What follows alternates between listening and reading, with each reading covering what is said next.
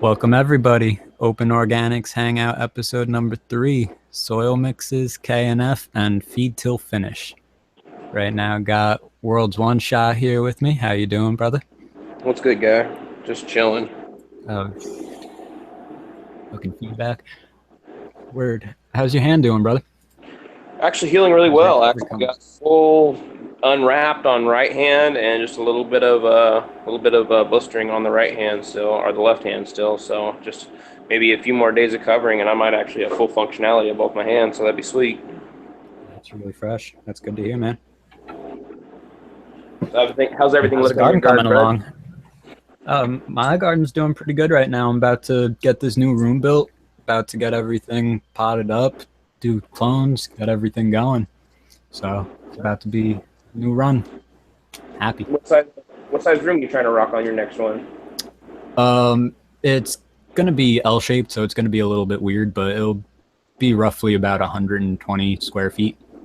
Nice. Um, Gonna end up rocking about a 4x12 row and then a 3x8 row. So Nice. So you're gonna run like what, 3 or 4K in there? Are you rocking all T5s, or what you thinking? nah, it's gonna be about 3K all cobs LED DIY. Fuck yeah, dude. Yeah, those are getting real big right First round, I might end up with a little bit of HPS or CMH still in there, but by the second round, I'll have it all cobs. So, Yeah, I'm really looking into all those cobs too. Hell, those things are blowing up real good right now. I'm definitely gonna have to yeah, start doing some research on those. yep. And I mean, compared to a year ago, prices have come way down and only going further down. So that's good to see. Oh yeah, definitely. Yeah, with the LED, I mean, even just LEDs in general. I mean, they're coming down slowly, but we're starting to get more and more Mhm. advanced with the technology. So I mean, it's the other spectrums are dropping off the radar. China's getting a little bit less recognized, and the bigger companies and the guys that are actually putting all the work in are actually getting a little bit more recognized. It's really nice. Really good to Mhm. see. So how's your garden been coming along? I saw a video update before. Looked like you got some nice flower set going on there. Yeah, we're about day 19 right now. Everybody's praying super hard. They're all past 45 right now. I mean, I got these leaves bigger than, I mean, I got a pretty freaking big hand. I wear an extra large glove, and I mean, I've got fan leaves bigger than my hand, and there's a lot of energy holding them guys up for sure. I just take my metal halide pick. Well, actually, they're 10K finishing bulb for my pictures. But other than that, yeah, I'm just rocking the high pressure sodium, doing the Kavita DEs right now. But like I said, I'm trying to figure out how I can get into the COB world. Because I mean, Mhm. there's just not a lot that can compare to Gavitas, but still, I'm down to try. I mean, fuck, there's a lot of experimentation going on, and I feel like there's going to be a really good breakthrough here, just around Mhm. the corner, definitely. Word. So how about we get into topics for the night? Yeah, definitely. Um, how about we start off with soil mixes and then we'll hop into the KNF after that. That way we got our base down and then we're applying the shit on top of it. That works. Um, so So, what do you yeah, like to rock your main base? well, my main base was based off of Coots mix originally. Oh, there you go. Um, Over time, I've cut it with aeration and peat moss and compost and all that, and haven't really added much in terms of nutrient value to it. So it's probably at somewhere around 1/6 or so of the strength of Coots mix. Um, and I actually kind of prefer that because it gives me a little bit more wiggle room to be able to play around with the ferments and the top dressing and really be able to dial in certain plants, whether there's some that are light feeders or heavy feeders. I'm able to have more playroom. And Yeah, that's why I I, prefer to be. Honestly, that's yeah, that's a kill sit, because I mean, you're starting with something super solid, and then you're just kind of adding to it, and you're not seeing any problems. I mean, because you can, as growers, you can visibly see it. I mean, you see any kind of burns, you see any kind of spots or anything else. Keep that in mind, figure out the deficiency, and then custom tailor to it. But yeah, I mean, if you start off with something super balanced and then rock off that, everything's going to start breaking down into the smaller content forms, and your plants actually, honestly, they prefer a smaller breakdown. That's why that when you compost all your amendments, they break down, and the plant actually takes them a lot better. Like, instead of you just top feeding chicken shit, if you just compost it in, the plant takes it much, much better. It likes it in the macro and micro, well, not the macro and micro mineral counts, but they just like the smaller traces of it. But yeah, It's more definitely, I definitely bioavailable. agree. Yeah, and then the other thing, like I'm gonna take all of my soil, well, not all of my soil, but most of my soil, and do a big soil mix or cook, whatever you want to call it, and I'm gonna inoculate it with the indigenous microorganisms, and I'm also gonna put in quite a fair bit of peat into it as well. No, not peat. There's already a shit ton of peat. I'm gonna put cocoa into it as well, and see how I like it with the bit of cocoa mixed with the bit of peat for the 1/3 of the base. Oh yeah, definitely. If you're gonna have plenty of life, might as well just add the aeration, get that growth rate up. But again, if no Well, find that nice balance, and then you're just like, dude, I love it where this sits. Let's just keep rocking. yeah, in terms of the cocoa, like I'm trying to mitigate that like hydrophobic aspect that the peat sometimes has, whether if you just underwater or you, I don't know, you have to water a lot slower in my mix compared to what I've seen other mixes with a bit more peat with cocoa in it. And Yeah. I would like it to be able to accept the water a little bit more readily. I've also seen people go and use like the yucca meal for like as an amendment for the same type of purposes, like as a an amendment that's a wetting agent essentially. There you But I don't know if I'm going to go that route. I'll probably just try the cocoa and see how that works. You can also ferment your yucca and make your own wetting agent, and that way, when you feed your Korean natural inputs, wetting agent is considered anything that breaks this leaf surface tension. That actually makes, instead of like raindrops sit, it actually like splatters onto the surface and sticks a little bit better. But when you use it as a one for soil, it actually, the microbes help stick a little bit better to your root surface instead of trying to wash away. But then again, you're not really washing away anyway, so they're still there. So either way, the yucca also has a bunch of really good properties. Is that the same yucca that you buy in the store to like go and make like yucca fries? Or yucca fries or whatever? Or is that a different thing? Because like I don't think it grows like by me, like where I could just go out and like find it. I could be wrong. Yucca actually looks a lot like aloe vera. Oh, wait, so it's a lot. What part of the plant? There's three different variations. There's yucca, there's aloe, and then there's one that blooms and makes like a 10-foot stalk and then goes into a flower and then dies. What is that one called? I don't know. I don't remember off the top of my head. Yeah, I'm not familiar. But yeah, we've got lots of where I'm at. The yucca that I'm, or yucca, I don't even know, that I'm used to seeing like in the supermarket is like a root. And I don't know whether it's the root of that same plant or if they use the root or if they use the plant. Yeah, I really don't know. Yeah, see if the spelling's the same, the YUCCA. If it's a little bit different, it might be a different plant. Were you thinking of agave? Actually, it might be. That's what Purple Haze said. I have no idea. But I would expect all the mineral content would be pretty well the same, since they grow all pretty well the same. Like they all have like the same humidity, the same climate. They grow the same structure, the same buffness, you know. So I would imagine maybe the enzyme count would be a little bit different, but I would expect the mineral content to be around the same. Now, do you know what soil mixture the Nature Farm rocks? Because I know that he doesn't rock a Coots mix. No, he runs like a super cocoa.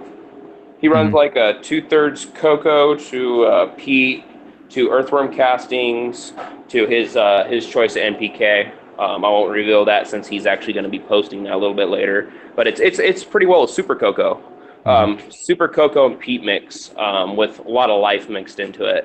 But yeah, it kills. I've seen him run it several times with my own eyes.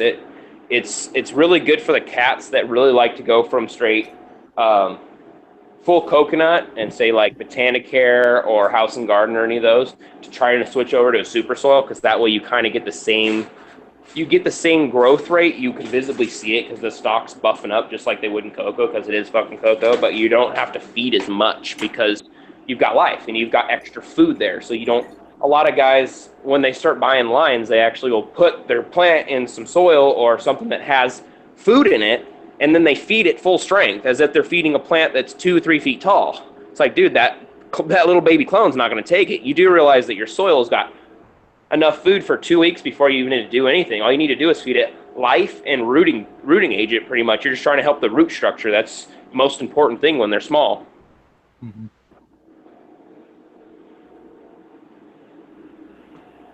Word. And you basically rock a Coots mix, you were saying, right? I've got my own kind of tailored mix that I've gotten over the years. I originally was rocking a lot of 707 indoors, and then started recycling it outdoors into my garden, and then eventually just recycled it fully, and then did my outdoor with some local soil that they had up here. That was some local organic soil with steer manure, crustacean meal, crab meal, alfalfa, kelp. I mean, it was a pretty decent outdoor soil, but it was a little bit heavy. So I ended up buffing it up with a little bit of perlite, a little bit of peat moss, a little bit of cocoa, add a little extra food in it. I like kelp alfalfa, fish bone meal. I mean, really diverse as you can, mainly plant and fish based. I really don't go a lot of animal base. If I can get animal base, I really try to make sure I talk to the farmer that's feeding them. That way I know, hey, yeah, I go buy alfalfa that's organic. I don't feed them really they just feed off the land. They just eat grass, you know. That's the kind of stuff I'm looking for. Or yeah, I've got goats that we just feed our homegrown alfalfa that's not fed anything. I just kind of go with kind of what I'm working with, and kind of just, you know, that's the really awesome part about the Korean natural farming inputs, is even if you're tailoring your mix, if you're trying to go full organic and you're trying to use whatever the hell you have around, or you're trying to forage for almost everything you have, you can visit. If you already know how to grow and you've already done the synthetics and you know how plants react, what nutrient deficiencies look like, everything else, you can put your thoughts into it and figure the fuck out, you know? You're like, oh, okay, well, this plant looks like it's super like sturdy, and it's not really hard to move over. I can't really pinch it very hard, but it's like, you know, it's green as shit. You're like, okay, it's got a little bit of nitrogen because it's green, or it's got potassium, and it's probably got silica in it because it's super buff, and it's a plant that grows super fast. So more than likely, it's got hormones that make it grow fast. You just start kind of breaking it down off your common sense. And even past that, you could always look up those Excel sheets and random things like that online that have the nutrient contents of everything from horsetail to pigweed to fucking purslane and everything in between, you know? Definitely, and you can get super specific with it. But then again, when it comes down to it, like, it's all about how the plant actually reacts to it. So I mean, like, even if you've got something super balanced and something don't seem right, you're gonna have to trial and error it and try to get it, you know, where it's sitting happy. Yep. But then again, they explain nutrient feeding as a wooden barrel, like a wooden barrel that you put beer or liquor or anything else in, that doesn't have equal sides. If you fill that barrel up, it's only going to fill up to the lowest side. If all the planks are equal, then you can fill the barrel completely up. That's how they talk about nutrients and how the plant absorbs nutrients. If one of them's low, that plant is only going to be as good as the lowest amount of nutrients in that, you know, in that soil. Yeah, there's a term for that. I forget what that actually is. Yeah. Anyway, do you know any other types of mixes that people use for the base, like for KNF bases? You can use just about any base you want, honestly. Just recommend you do some kind of organic soil. You can always beef it up, and you can always baby it and tailor it with the Korean natural farming inputs, or you can add to it later. Just make sure it's organic. That's just a good starting point, honestly. But if you want, you can rock Subcool's soil, no problem. I mean, it's got more than enough food, and you just literally rock your bacteria. You rock your labs, you rock your IMOs, you rock your preventatives, your OHN, and you just keep an eye on it pretty much. And you just let everything process how it normally does, and you just rock some enzymes and try to help speed everything up. Maybe a basic compost tea, call it good. But then again, and now how would you feel about running? Oh, I'm sorry. How would you feel about running? I mean, you would probably want to do it over a period of generations, but using just your basic native soil from, say, your backyard? You just move into a new spot.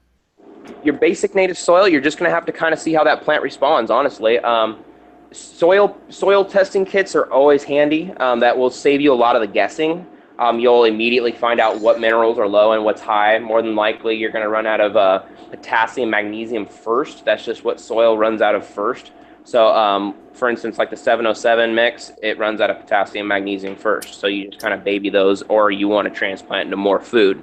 Then again, you can rock your native soil. Your native soil's got it's got local microorganisms, and think about how that soil was made. It's trees that are giving off leaves that are slowly breaking down in the wind and then settling, and then bugs are eating them and microbes are eating them and decomposing them, and then they're being layered. So they're slowly cold composting and being pressed. So they're actually, yes, their nutrient content aren't super, super high, but their mineral content and their nutrient content are super, super balanced, but on the super small scale. And the plant actually prefers that because it's not having a spike in food source.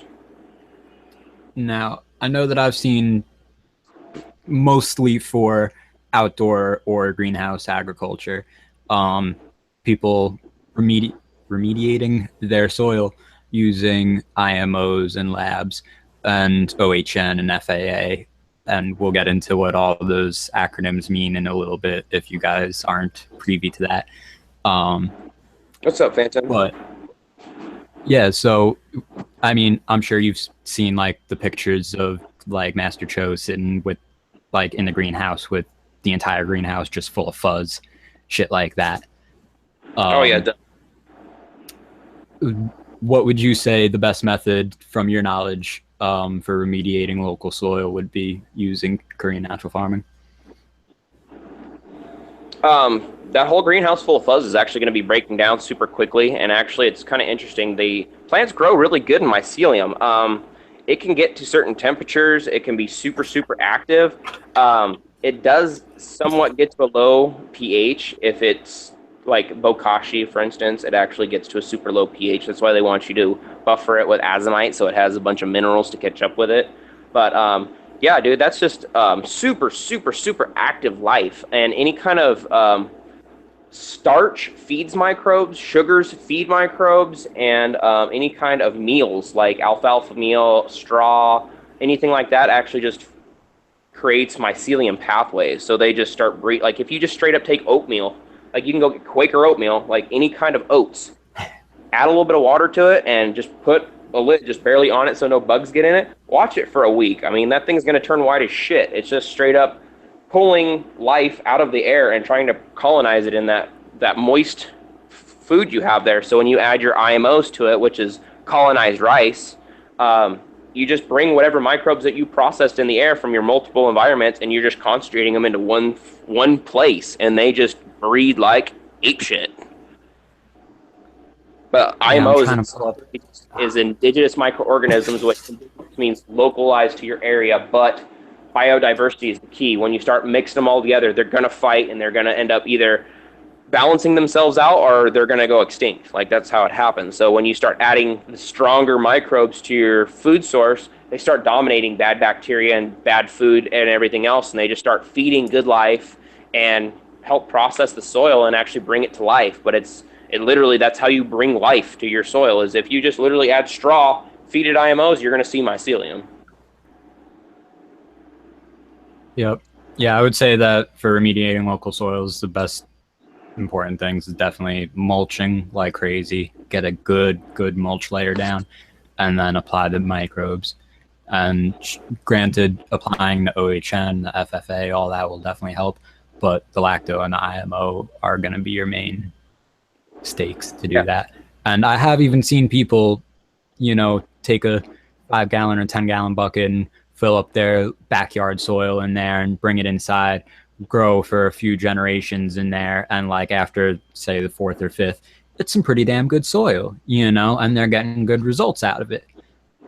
The first round or two, maybe not so much, but yeah, at that point I would almost recommend as you using that as one of your parts of aeration. Like, you still want to add like your cocoa and your peat to it, and then you can compost it, and that'll actually make it a little bit more even, because again, you do have layers, but plant sometimes it does prefer layers because that's how the earth is fucking built, you know. That's just compost layer over layer over layer over layer over layer. That's why the Rev goes by his way. It's just a layering technique. But then again, Yeah.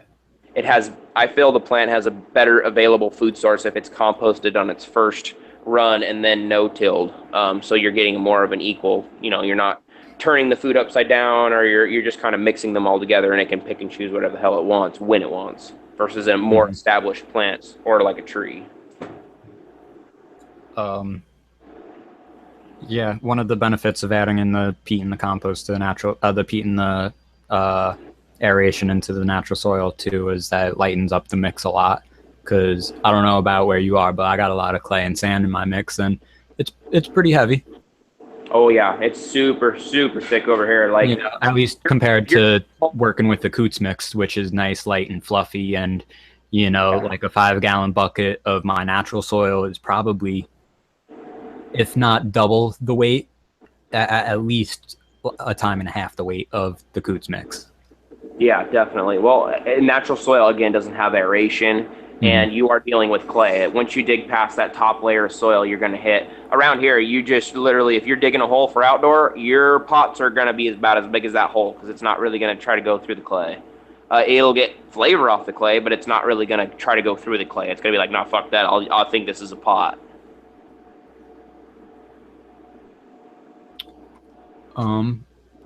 Let me see if I can get High Guy Microbes up in here, unless he did hop in already. No, I don't think he did. Got here, don't we? Already bounced up. Oh, Photon Phantom. Photon. What up, brother? Let's see if High Guy could hop in and talk about his soil mix, because I know he's rocking basically a super cocoa mix as well. Yeah, High Guy said he was gonna come on in a little bit or something. He was like going to get food, feed himself. Okay. Word. Then in that case, I guess we could hop forward and start going over all. We'll start with the acronyms and just touch back through all the basic techniques on the fermentations and shit. Yeah, Try to condense it down to something less than a 6-hour stream. So, you want to start it or shall I? Sure, I can go ahead and start it. Well, first off, the abbreviations. The main ones you guys are going to use for your vegetative state are OHN, BRV, FAA, WP, and FPJ. That is OHN, which is Oriental Herbal Nutrient, which is, if you do just a basic OHN, it's a mix of garlic, cinnamon, and ginger fermented separately. I'll go over all those in a minute. Brown rice vinegar, fish amino acid, water-soluble potassium, and fermented plant juice. When you go into the like deeper forms of those, like again, the OHN, you take garlic, cinnamon, and ginger. You can also take licorice and angelica if you'd like to. Equal weight of all of them. You moisten. Here, hold on, just a quick moment. Let me do a share screen, and I'll pull up a list with all of the acronyms. That way, there's a visual that can assist this. There you go. Whole thing. But yeah, you can continue that. I just want to say that. Oh, that'd be perfect. Yeah, your OHN is garlic, ginger, and cinnamon, angelica and licorice if you'd prefer. All fermented equally, 1 to 1 to 1. So pretty much like you do a pound of each. You want to either mash them or cut them up pretty finely. You do not want to make any of them into powder. Add any kind of beer to it. The beer is already fermented. You need the yeast and the already fermented material to help soften up the barks and roots that you're going to try to ferment. Then after 24 hours, you can either drain out most of the beer if you'd like to make it a little thicker consistency, or you can leave it thick or thin, either way. After 24 hours, you add your sugar. You do equal parts sugar. So if you're doing 5 containers, you add 5 pounds of sugar, 1 pound each, obviously. Mix those every other day. And then after about 10 days, they're going to be pretty close to done. You can let them go further. You can re-extract them, which you just pretty much cut them again with sugar, add a little more beer, keep mixing them up, and you can actually extract those up to 3 times. The first extraction is going to be your main extraction. The second 2 are not going to be as they're going to be a little more concentrated, but they're not going to be the same amount of pull. You add those all 1 to 1 to 1, so you add them equal parts. If your cinnamon yields less than the other ones, you just literally take the one you have the smallest amount of and add the equal parts of the other 3 or 5 to that one. And then from there, you feed that 1 teaspoon a gallon throughout veg, early flower, late flower, and pretty much all the way out into finish. But that's going to be your preventative, your bug preventative. Bad Life fucking hate it, and Good Life are really attracted to it. They really like it. It's straight alcohol base, but they love it. And if you're going to make a small batch, it's good for 90 days. If you're going to be making a larger batch and you think it's going to go longer than 3 months, you add over 40 proof alcohol. Any alcohol will work. Stabilizes the microbes so that it actually gives them a shelf life. Okay, and then brown rice vinegar is literally vinegar. It's pretty much, it's rice. It's fermented rice water.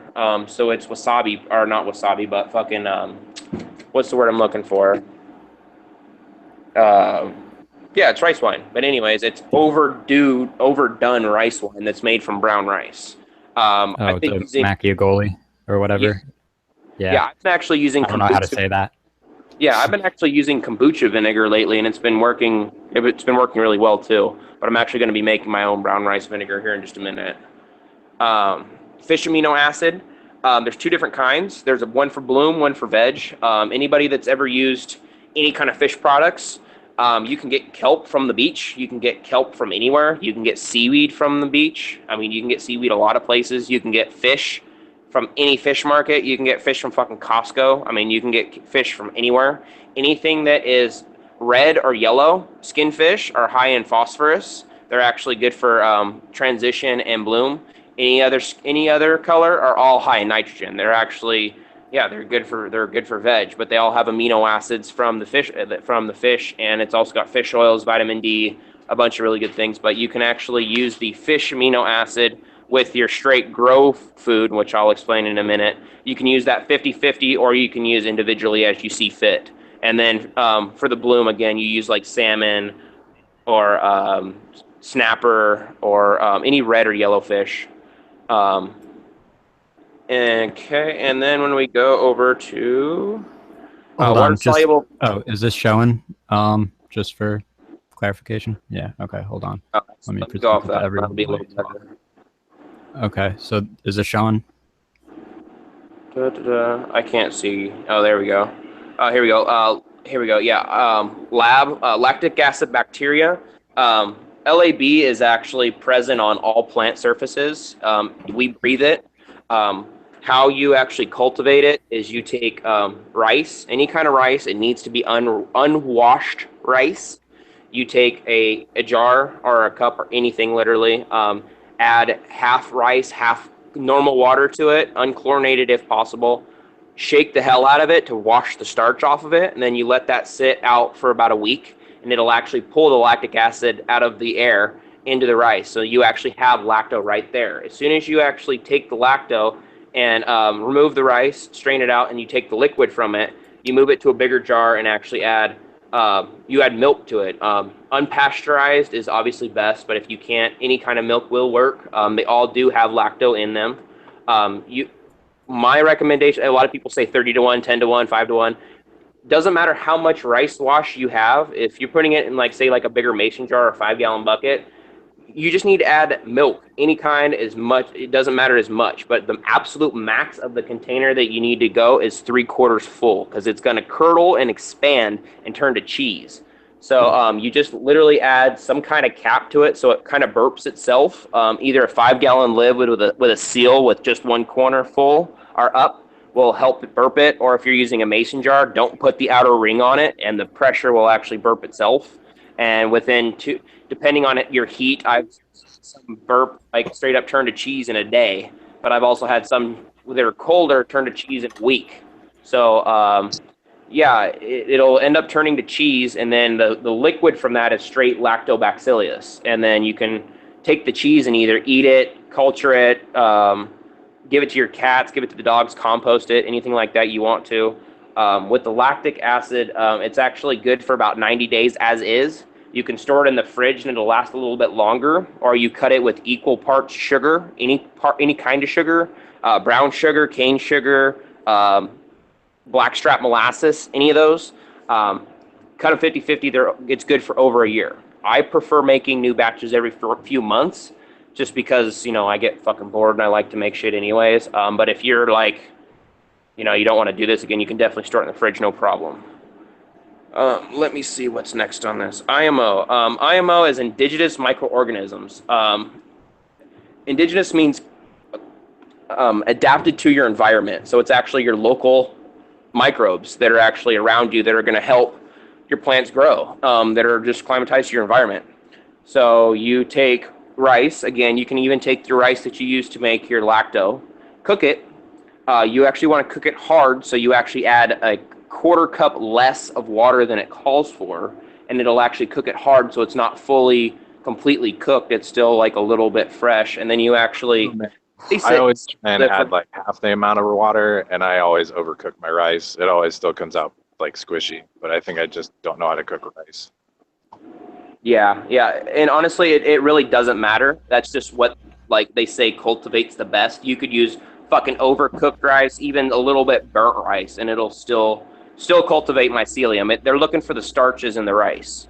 So whenever you actually do your colonizations, there's several ways you can do it. But all this needs to be done when it's not raining. It needs to be at least 2 days after it rains for the microbes to rebuild on the plant surfaces and everywhere else for them to actually not be washed off. So you take your cooked rice and you actually either build a box with a false bottom or just like a small screen bottom, or you can straight up place full colonized pieces of rice out there, or you go get soil and bring it indoors and put it in a Tupperware container and cut it 50-50 with rice, like your soil on one side, your rice on the other side. Let it sit for a week. All the microbes in the soil will actually cultivate the rice, and you'll notice a fat layer of mycelium growing on all your rice. Same thing with outdoors. If you want to do about a 3-inch pile fluffed. You want the mycelium to have pathways so it can actually interbreed in the starch when it cultivates it. From there, you have all the microbes from the region that you actually just put your rice at. If you do a shaded environment, an environment in sun, a high humidity, a low humidity, and one in sun, one in shade, one at high elevation, one at low elevation, you've got a super really biodiverse group of microorganisms. And if you actually go different places, you can actually bring dirt home with you and colonize it yourself, and you've got the microbes from that place. Yeah, that's what I usually do. I'll take a few sandwich baggies or whatever out with me when I'll go on a hike, and I'll pick up some soil from a bunch of different places and then take it home and culture them up in Tupperware containers. Hey, hi guy. What's up? Hey, buddy. Yeah, definitely. That's definitely a killer way to do it, for sure. Yeah, I like doing it indoors as well, just because like I've had a number of cultures that I've placed outside and I didn't check the weather beforehand, and then it rains the next day. Oh, definitely. Yeah, that happens a lot. Shit like that. And really places to cultivate any kind of IMOs. If you go out in any kind of forest that hasn't been disturbed, those are killer. If you find any kind of traces of mycelium naturally growing, aka white mold, try to cultivate those. Near any kind of bamboo, those are killer. If you start getting other different kind of colors in there, you're only really worried about black mold. You'll start getting reds, yellows, pinks, purples, all kinds of different colors of bacteria. Most of them are nitrogen-fixing bacteria, so they actually help with your vegetative state.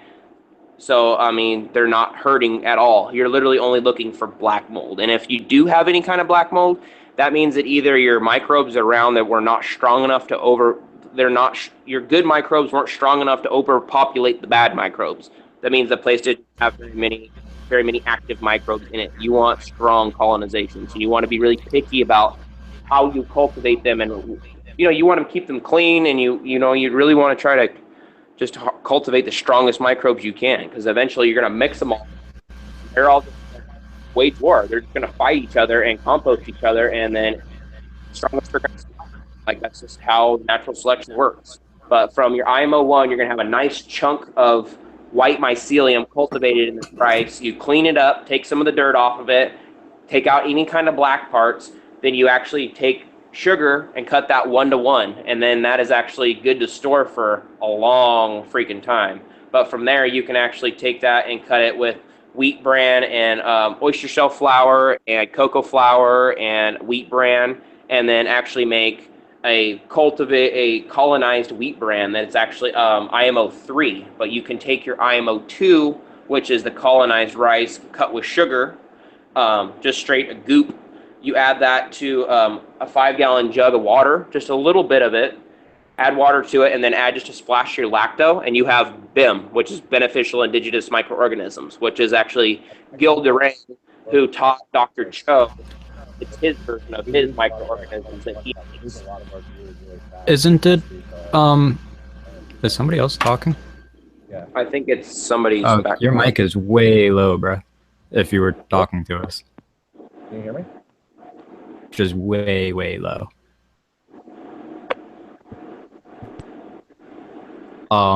With the BIM method, the Gil Cairndangs method, isn't that 3-to-1? With the IMO, with the lacto to water, the fucking IMO to water. I don't exactly remember the ratio to that. I think it's 3-to-1, and then making the IMO 3, it's the teaspoon into the 5-gallon bucket into the flour and whatever else, the rice bran and shit. Right. To like the 67% or whatever. When it comes down moisture, to straight making microbes water soluble, the concentration doesn't really matter. Like if you read the Jadam farming book, Cho actually goes out, instead of actually taking rice and cultivating it and doing all that, he literally just goes out and finds some leaf mold and puts that in a 5-gallon bucket of water and lets the mold cultivate over the water. And then he uses that. He's just like, dude, I've already got the microbes right there, water soluble. Like, I don't have to. Yeah. Can you guys hear me now? Yeah. Okay, so no, I guess I wanted to point out that we kind of go through a lot of our natural farming. It's really fast. So maybe explain like what that KNF caution be used for. We're talking about the IMO 3 volt. You're brother. You're kind of breaking up, brother. Can you hear me? My phone's. Drop it in the chat someplace. He was saying something about us going through something and wanted clarification on something, I think, but I didn't catch on what.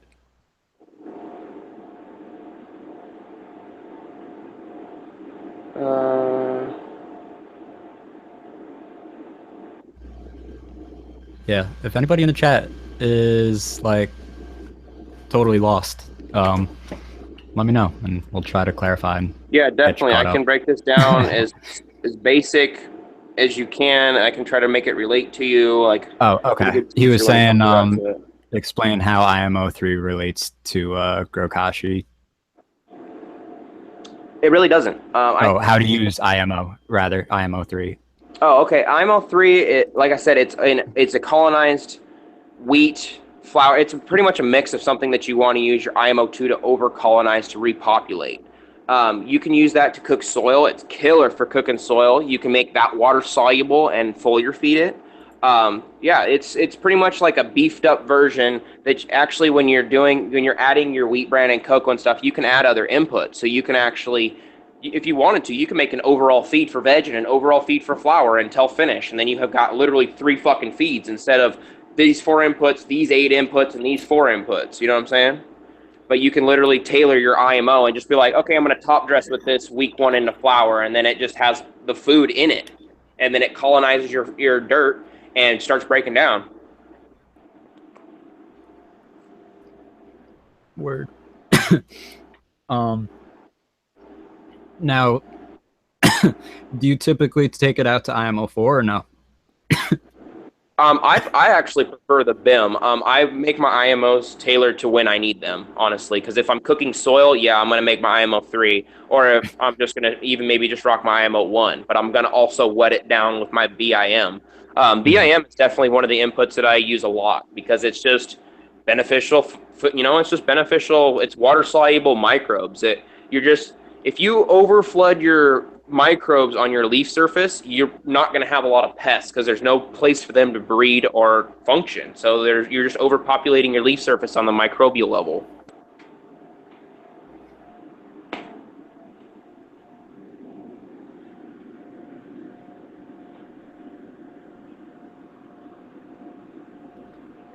And then do you ever take it out to, I think that they refer to it as IMO 5, right? The final liquid version. That's your overall with pest resistance and everything else mixed in it. That is your overall right there. I don't prefer it. Because I feel like cannabis is way too picky. It's killer to add to it if you're adding, like, say you have a soil that doesn't have a lot of food or a lot of life to it. That's definitely killer to add to it. But if you've already got a soil that's already super beefed up, you don't need the extra food. You don't need the extra resistance, everything else. So you can go that far, but there's really no need to. They're all kind of tailored to what you're trying to kind of do with it.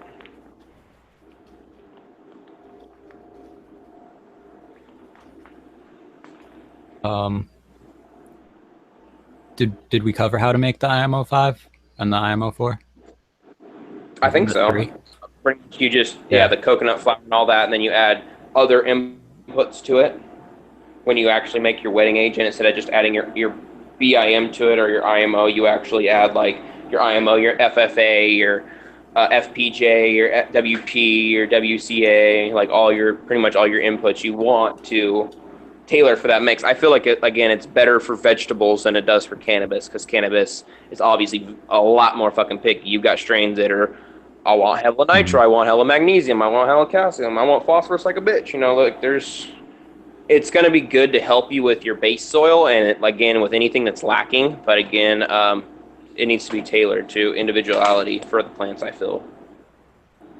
Purple Haze was asking if you spray the IMOs. For the most part, when I use it, it's either in top dressing or in soil soil drenches. When you're doing the IMOs, spray much? With spraying, that's your BIM, that's your beneficial indigenous microorganisms, but that's your IMO plus water plus lacto, and it ferments, so that actually it all makes it water soluble. But you can straight up do your IMO in water, and then you've got your microbes that are actually going to colonize the jug of water, and then you can foliar feed that. Again, the amount that you're feeding of the microbes isn't exactly particular because they're in the amounts of trillions. So you adding more is going to help, but to a certain point, it's just anti-beneficial.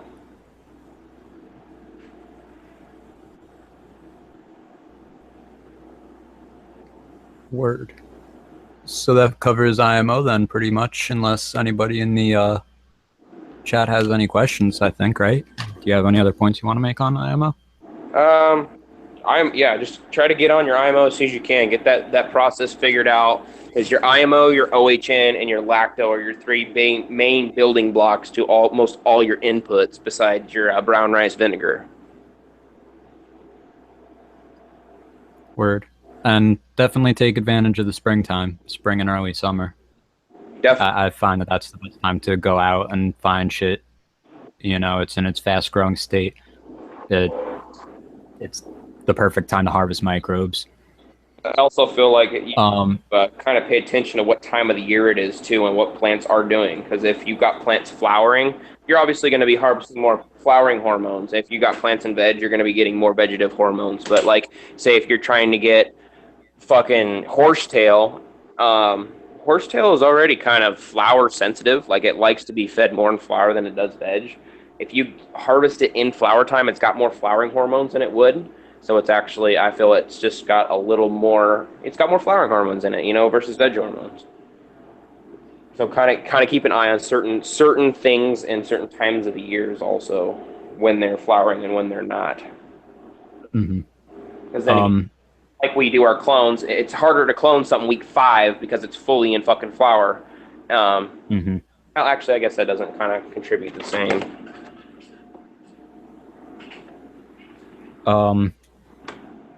Purple Haze was also asking what the difference between the BIMs and the IMOs is. And essentially, they are technically interchangeable terms depending on where you're reading at. The way that we're basically distinguishing, it seems, is that IMOs is the traditional Korean natural farming technique as following the recipes laid out in the Master Cho's books. And the BIM is when you take the IMO2 and then mix that with the water as per Gil Carandang's methods on the unconventional farmer. Correct. And Gil was taught by Cho, but it's his revised version. But then Jadam farming is Cho's son, that is an updated, revised version that goes hand in hand with Korean natural farming. So they're all great aspects to pull from and utilize. Gil, like I said, he does the BIM, which Cho really doesn't even really call for IMO in his feeds because there's not really a water-soluble version of it. When you feed BIM, it's actually a 100% organic root booster. Like the second you pull your feed an arrow cloner, the second it barely starts showing roots, you get fish bones. Or if you've got long worm roots, you full your feed that one time, you got fish worms. Like it's just straight, like it's like even the heavy 16 line, their what is it, their roots fire, I believe, is a BIM. It's a beneficial indigenous microorganism that they use. It's an organic version of their rooting hormones.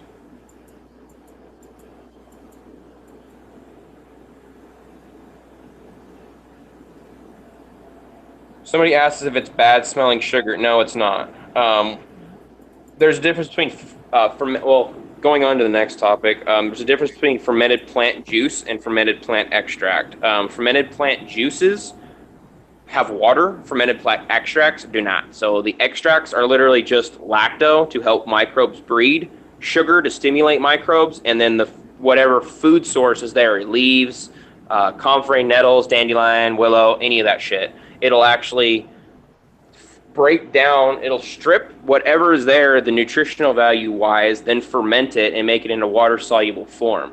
But then again, the fermented plant extracts are going to be stronger than the fermented plant juices.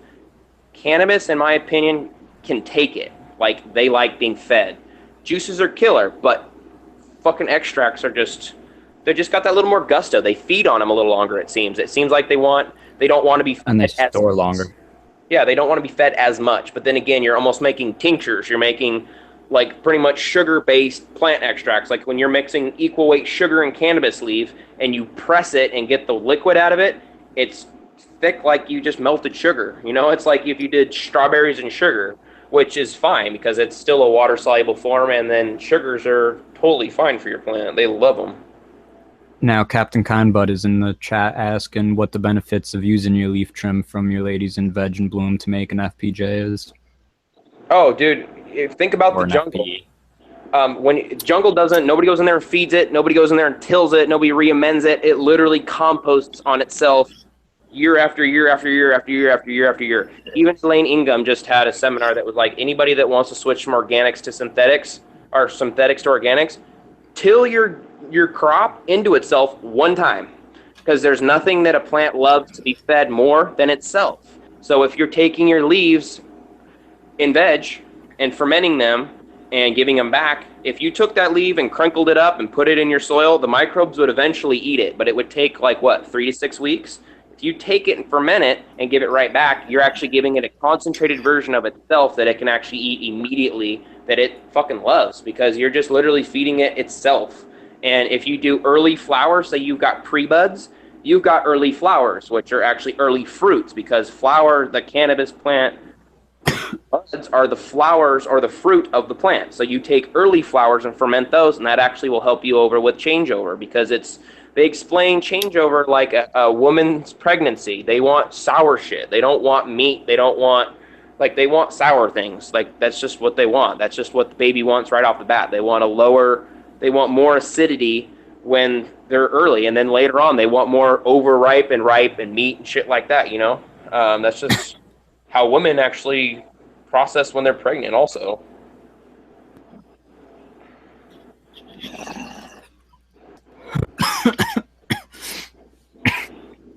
But yeah, I ferment all my leaves, and if I can, I even try to add them even maybe 1-to-1 to my normal grow food. Like it's killer. It's just you're just concentrating itself and giving it back to itself. So now, one thing that I've seen people do when they're making FPEs, I personally use FPJ and FPE interchangeably. So if I say FPJ or FFJ at all, I do mean no water, just 1-to-1 sugar to material. But I see a lot of people who will just kind of like put the sugar and the, say, leaf material in there and kind of just like layer it up and just let it sit and do its thing over time, versus what I understand to be the correct way and the way that I do it, where you actually massage that sugar into the leaf material and cause that osmotic pressure to start bringing out that moisture immediately. You know, you don't just leave it where it looks like you just have brown sugar and fucking leaves in a container. Like, it already has a liquidy film surrounding it. You know, it looks like it's got molasses around it or whatever. Right. And actually, with doing all the extracts, since we're doing the extracts, there's such low moisture content in most of them. It's actually, I feel, even beneficial to add your sugar before you start cutting them up. Because when you do that little turn, when you pull your leaf apart, a little tiny bit of moisture excretes through that. And you can soak that up with the sugar immediately. So I actually will take them in like a 5-gallon bucket or a 3-gallon bucket, throw a shitload of them in there, throw my sugar in there, and then I cut them all up. But like, again, if you've got a big batch going, or if you've got some sitting, it doesn't hurt to cover them with sugar. That way it's trying to make them kind of like a seal for it, and there's not really anything trying to dry on top. They're more like eating than drying. Yeah. I was just making a point of like, definitely, you want if anybody out there has ever made like sauerkraut, you know, you don't just like layer in a little bit of salt or whatever. You got to massage that in there and create that brine. And like, I view these ferments the same type of way when I'm working with them, at least. Yeah, for sure. Yeah, and then again with fermenting, like, say, amendments, like, they're all dry. Like, say if you want to do Karanja meal or alfalfa meal or kelp meal or anything like that, you actually add double the water to whatever you're going to add, and then it's actually going to expand quite a bit. So be ready for it. If you're adding a exact half mason jar, and you add half water to it, it's probably going to expand more than your jar. So you might want to do it in a bigger container. If you need to, you can add a little more water to it. It's always good when you're doing the amendment fermenting to add just a little extra more water than to be a little too dry, because if it's too dry, it's going to just absorb everything and it's going to be dry. You need to have a little extra, and then if it comes down to it, it'll almost make like a super concentrated layer of tea on the top that you can actually mix in and extract how you need.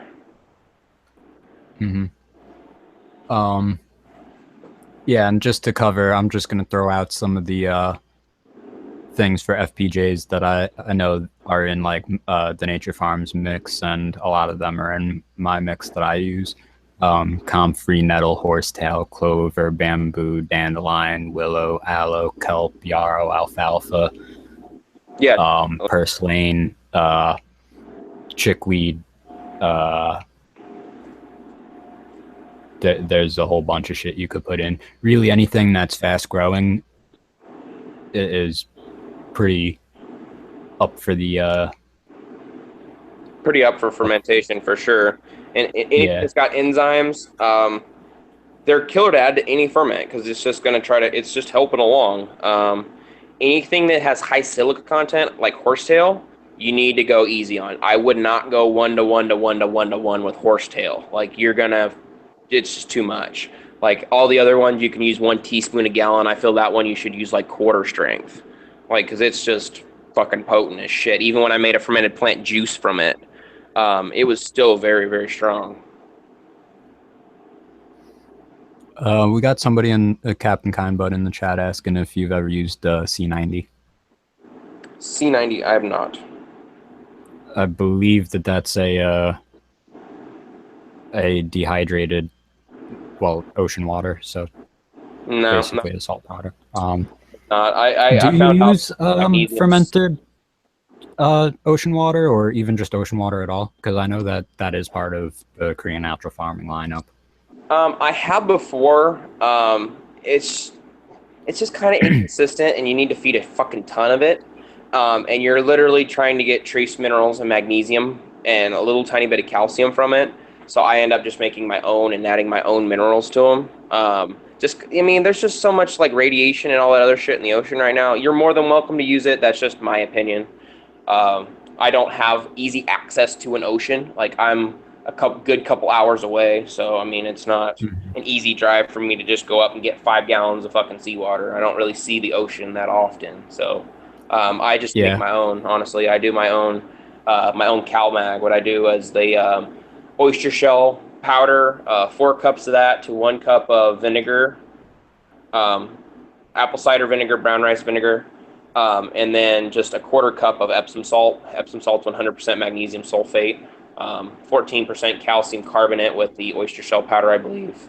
But yeah, 1 teaspoon a gallon of that, and that's pretty much makes up for the 30 milliliters of seawater and the 5 milliliters of calcium. Of course, it's all about finding that nice balance too. Yeah, I live all of 15 minutes from the ocean, so anytime that I want ocean water, it's quite simple for me to go get.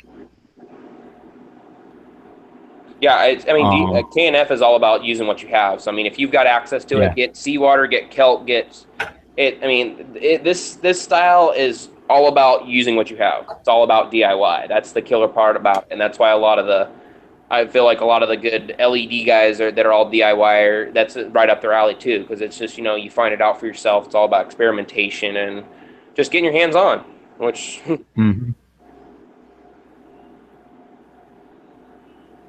Word. Yeah, so let's move on to FFJs, I guess, right? For sure. Fermented fruit juice. You should have, and you can rock an overall one that is just basically all the fruits, ripe and unripe and overripe. You can totally rock one, but it is definitely more beneficial to rock an underripe and an overripe. What I mean by fruits is not just fruits. I mean fruits, vegetables, and flowers. Flowers, cannabis plant. The flowers of a cannabis plant are fruit. That's the fruit of the flower. A rose. The actual blossom of a rose is the fruit of the flower. So that's how you need to start thinking when you're making your flower foods.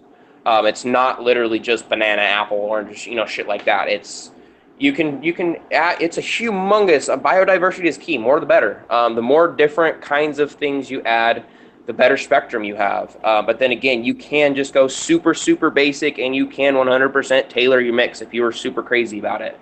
But then again, it's all about using what you have. Everybody's got a grocery store. Everybody can make bloom food. If you can find any kind of bag of dirt that's got food in it, any kind of food, fucking 2 weeks worth of food, you buy a clone, 2 weeks worth of veg, and start feeding it your bloom food. Fuck, your bloom foods only cost you like $5.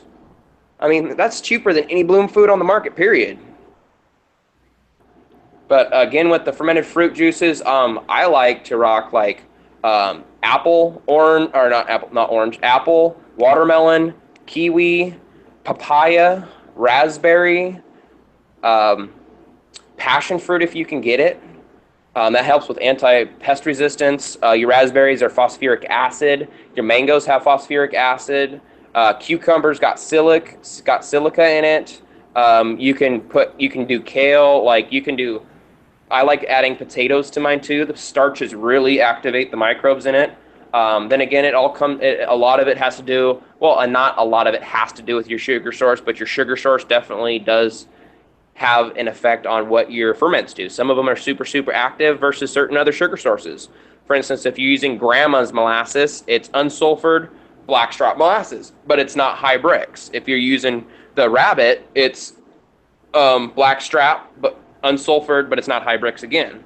The high bricks gives it a completely different consistency. It's almost like you took molasses and mixed it like 2-to-1 with water. Like, it's still kind of thick, but it's a lot more watery, but it's got higher bricks levels in it, which are good for ferments. But again, cane sugar, jaggery, turmeric, jaggery, and what was the other one? Sucanat. Yeah, that's another good one. Any unrefined sugar source you can get your hands on works killer. That's just what you're looking for, is unrefined sugar. Something that's not processed. Oh, turbinado is probably what you were thinking of. That's exactly it. Yeah. Yeah, that one sounds more like turmeric. Captain Kindbud is asking how you make your FFJs or FFEs. Fermented fruit extracts, line your cutting board with your sugar, unless it's your molasses, obviously. If you're using molasses, you can, but you want to buy equal weights of all of everything. So if you're buying bananas, pound banana, pound papaya, pound pineapple, and start looking on different kinds of bacteria that are in certain, like what plants do certain things. Because for instance, pineapple has a certain bacteria that if you've ever eaten too much pineapple and you get canker sores, because that actually has a certain species of bacteria that's not found in anything else that actually eats you back. You can add that to a lot of different things. You can add papaya to your fish amino acid, and it'll help it break down a little bit quicker. But again, you only do that on your bloom one because it's high in phosphorus, high in phosphoric acid. But to make them, you straight up go 1 to 1 to 1, which what I mean by 1 to 1 to 1 is equal weights. Obviously, 1 pound, 1 pound, 1 pound, 1 pound. The minimum you do is 3. You can do all these separate. You can do all these together. The fermented fruit extracts and fermented plant or fruit juices, I don't feel need to be separated. They work just fine together. They don't kind of over dominate. They're pretty. You don't smell it and you're like, oh, this is blueberries. You know, you're like, oh, this is definitely a pretty equal mix. There's nothing that super dominates. Like, say, if your OHN garlic fucking 100% dominates everything. That's why I feel like you can overdo your cinnamon just a hair, because your cinnamon doesn't extract even close to as much as the other two. So you can overdo it a hair just to kind of buff it up on that one side. But yeah, carrots, squash, banana, coconut water is always killer to add to it. Coconut water's got 20 times the potassium than a banana does. It's got magnesium, calcium, got a lot of really good shit into it. You can add aloe into any of your ferments. There's a very, very wide range you can do. Just don't go super crazy on your berries when you're fermenting. Blueberries, grapes, strawberries, all those have enzymes, or not enzymes, but antioxidants in them, but they can change the flavor of your herb and the final product if you go too crazy on them. But if you're doing, say, a strain like Blue Dream and you want more berry, you can add more blueberries to it and actually increase the flavor of that strain, or say Strawberry Kush or Grape Ape or anything like that. You can kind of enhance the terpenes of that flavor just from adding whatever you're trying to replicate, honestly. Like if you like Kushes, your OHN's your best friend, because that will actually, it just gives everything kind of a more deeper Kush hint to it almost, you know? It's just, it really does. But if you do it to a strain that doesn't really have a smell or a flavor, like a very, like say Larry, like Larry OG, not the lemon Larry, but the straight Larry that's not super potent, it's going to make it louder, definitely. Your amino acid. Fun fact for the day, bananas are berries according to Purple Haze. Oh, there you go. That's kind of interesting too. Have you noticed that we don't have the same bananas that? Did you notice we don't have the same bananas that we had when we were little kids either? No. Yeah, they actually. Oh yeah. Banana trees got a virus, and they had to like pretty much make their own species. But yeah, they're not the same ones we used to have back when we were kids.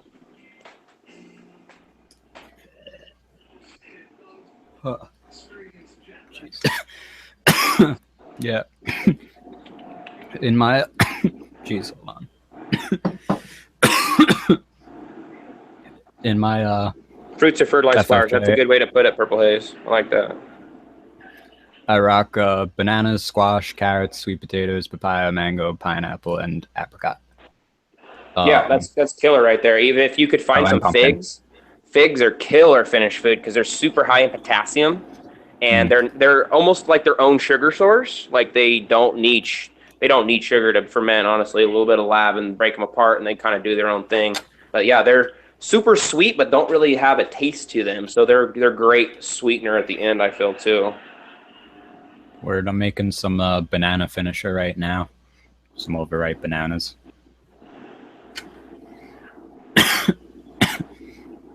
But that's the only FFJ that I do separately so far. Everything else I just do in the big mix. Nate Doe, he said, I messed around with some Grokashi, a brand from Bokashi, and some EM1. With the Bokashi, I recommend after you top feed it, about 2 weeks later, top feed again with azomite or almost right away. You'll start seeing a little tiny bit of a walkout week 3 or so. Of course, I'm personally not a big fan of the azomite. Yeah, definitely not. There's definitely some better minerals out there.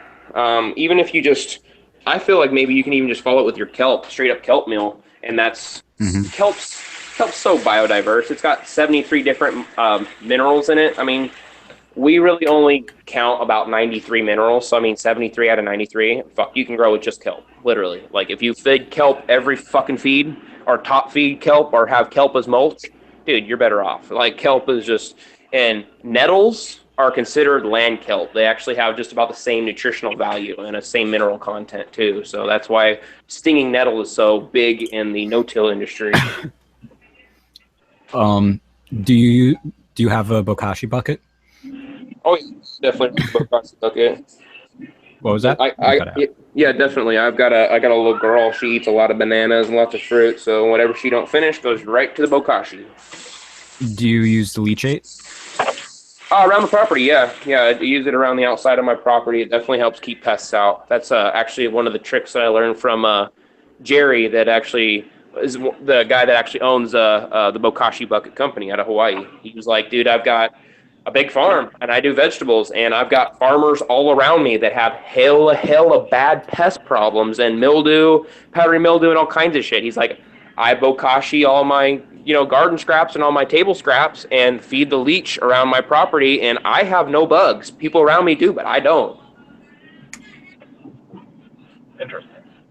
And what dosage do you do that at? Just 1 teaspoon a gallon. If you're looking to kill any bug or any plants around your property, dude, you can feed your natural farming input straight, or just straight vinegar straight. All you need to do is lower or higher your pH, and that guy will die. You don't need Roundup or any of that bullshit. Roundup, what it does is it takes the nuts of the plant and goes, oh, I'm going to cut your nuts off, and I'm going to make sure that your family is fucking dead, so the end of you is done. Going to make sure that you and your family don't fucking live on, which is fine, but in a big fucking global scale, that's kind of fucked. Especially when the bees are bringing it back to all their nests and shit. Like, fuck, they're just, there's another post that said something was killing all the monarch butterflies, too. Well, didn't they come back really heavy last year? Fuck, they were man. Around my area a lot last year. Because, I mean, bees, moths, and hummingbirds are pretty much our only pollinators. If we don't have those, we're going to have to pollinate by fucking hand. Which, if you've got a garden and you've got, say, tomatoes or roses or anything like that, and for some reason they don't bloom, you might not have enough pollinators near your area. What you can do, though, go out there with a Q-tip and just touch every flower, the middle of every flower. That's what the bee does. It jumps from flower to flower and flower. That's the saying, oh man, that's the bee's knees, because the bee actually lands on the flower, picks up pollen from hairs on its legs, and actually transfers it from flower to flower and pollinates. The same thing with hummingbirds with their beaks, and with moths with their legs. What's even more dope about it is that they see in like ultraviolet, and flowers will put out different colors in ultraviolet to signal in specific pollinators. Really? Yep. That's pretty fucking cool. And I hear that different kinds of flowers make different kinds of honeys. Like if you have a bee farm and they're predominantly around a certain species of flower or tree, that'll make a certain flavor of honey. Yeah, I mean, like, supposedly there's a dude that fucking had weed honey, like non-psychoactive, but I heard that was fake as shit, because I mean, you can't TH infuse honey that way. It's a gland that's extracted. Non-psychoactive, so they were just taking it's THCA. No, they were just taking whatever carbohydrates or whatever, or like nectar from the plant that that they wanted, I guess. I don't know if it's true or not, but that's the main concept behind bees, at least when they make honey, is they take the nectar, the sugar source from the flower, and they take it back to the hive to make their honey. So, like, But yeah, I is mean, it? like, Oh, sorry. no. So what you're saying, like along the concept of what you're saying, where, you know, whatever flower source they're near, I mean, that stands to reason to me. Bees are cool, man, but fuck if I knew anything about them. You know what I mean? But This is where we need haze. don't bees need? Don't bees extract? They extract sugars, or do they extract honey? Because how? I mean, what exactly are they trying to extract? Are they trying to extract from the fucking buds, like the water material out of the actual buds? Are they just trying to hit male flowers, or? No, the flowers produce. Well, I mean, if you were here for the Sea Junkies last night, and you know, for like normal flowering plants, they'll contain, according, you know, it seems like both male and a female sex set allow them to pollinate and be pollinated. Whereas, you know, cannabis would obviously select specifically for the female expression, because that's the only type that produces buds with psychoactive, you know, like measurable. That would be an interesting control study. But no, I mean, like, yeah, that's the basic concept. Is just the flowers produce that nectar, and then, you know, obviously the UV spectrum or whatever they present on their flowers to attract in those pollinators, because the pollinators don't give a shit about the pollen; they care about the nectar. Just like, yeah, in the process, by traveling to multiple species or multiple, you know, flowers within the same genus or whatever, they would. You're cutting out, brother. Yeah, you've been cutting out really bad this whole time. I didn't know if it was just me or, but yeah.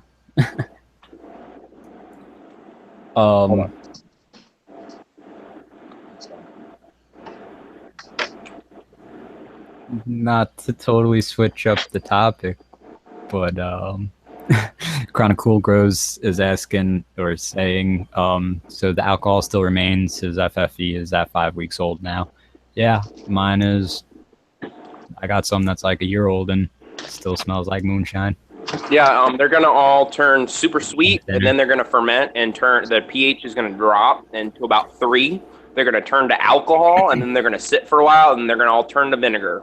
And they're all perfectly fine as long as they actually don't turn to sulfur, which smells like rotten eggs. You'll know when you open it. But if you actually keep adding to it, they technically shouldn't ever go bad.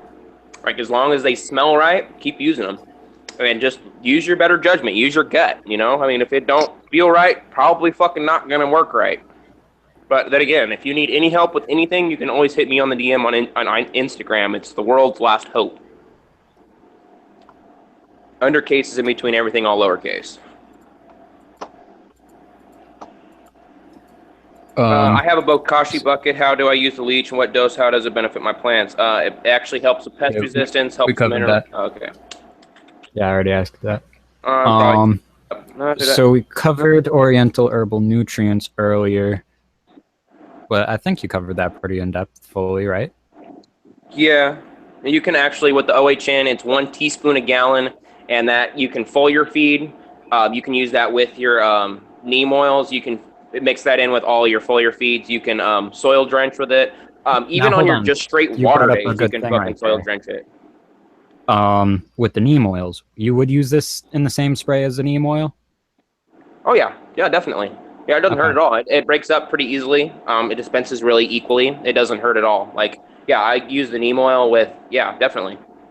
Word. I've always kept the OHN to separate days than the neem oil just because I was scared, but... OHN, honestly, you can literally use every single foliar, every single feed, and every single water. So you can hit it every single time you touch your plant, and it will be like chilling. You're just helping with pest resistance. It's not really a it's called Oriental Herbal Nutrient, but it's not really a nutrient. It's more of a pest resistant, honestly. Okay, I'm on my computer now, so hopefully I sound better. Oh, hey, you sound a whole lot better. Way better. No, I might as well finish up. It was super simple, yeah. So flowers or pollinators don't care about pollen; they care about nectar.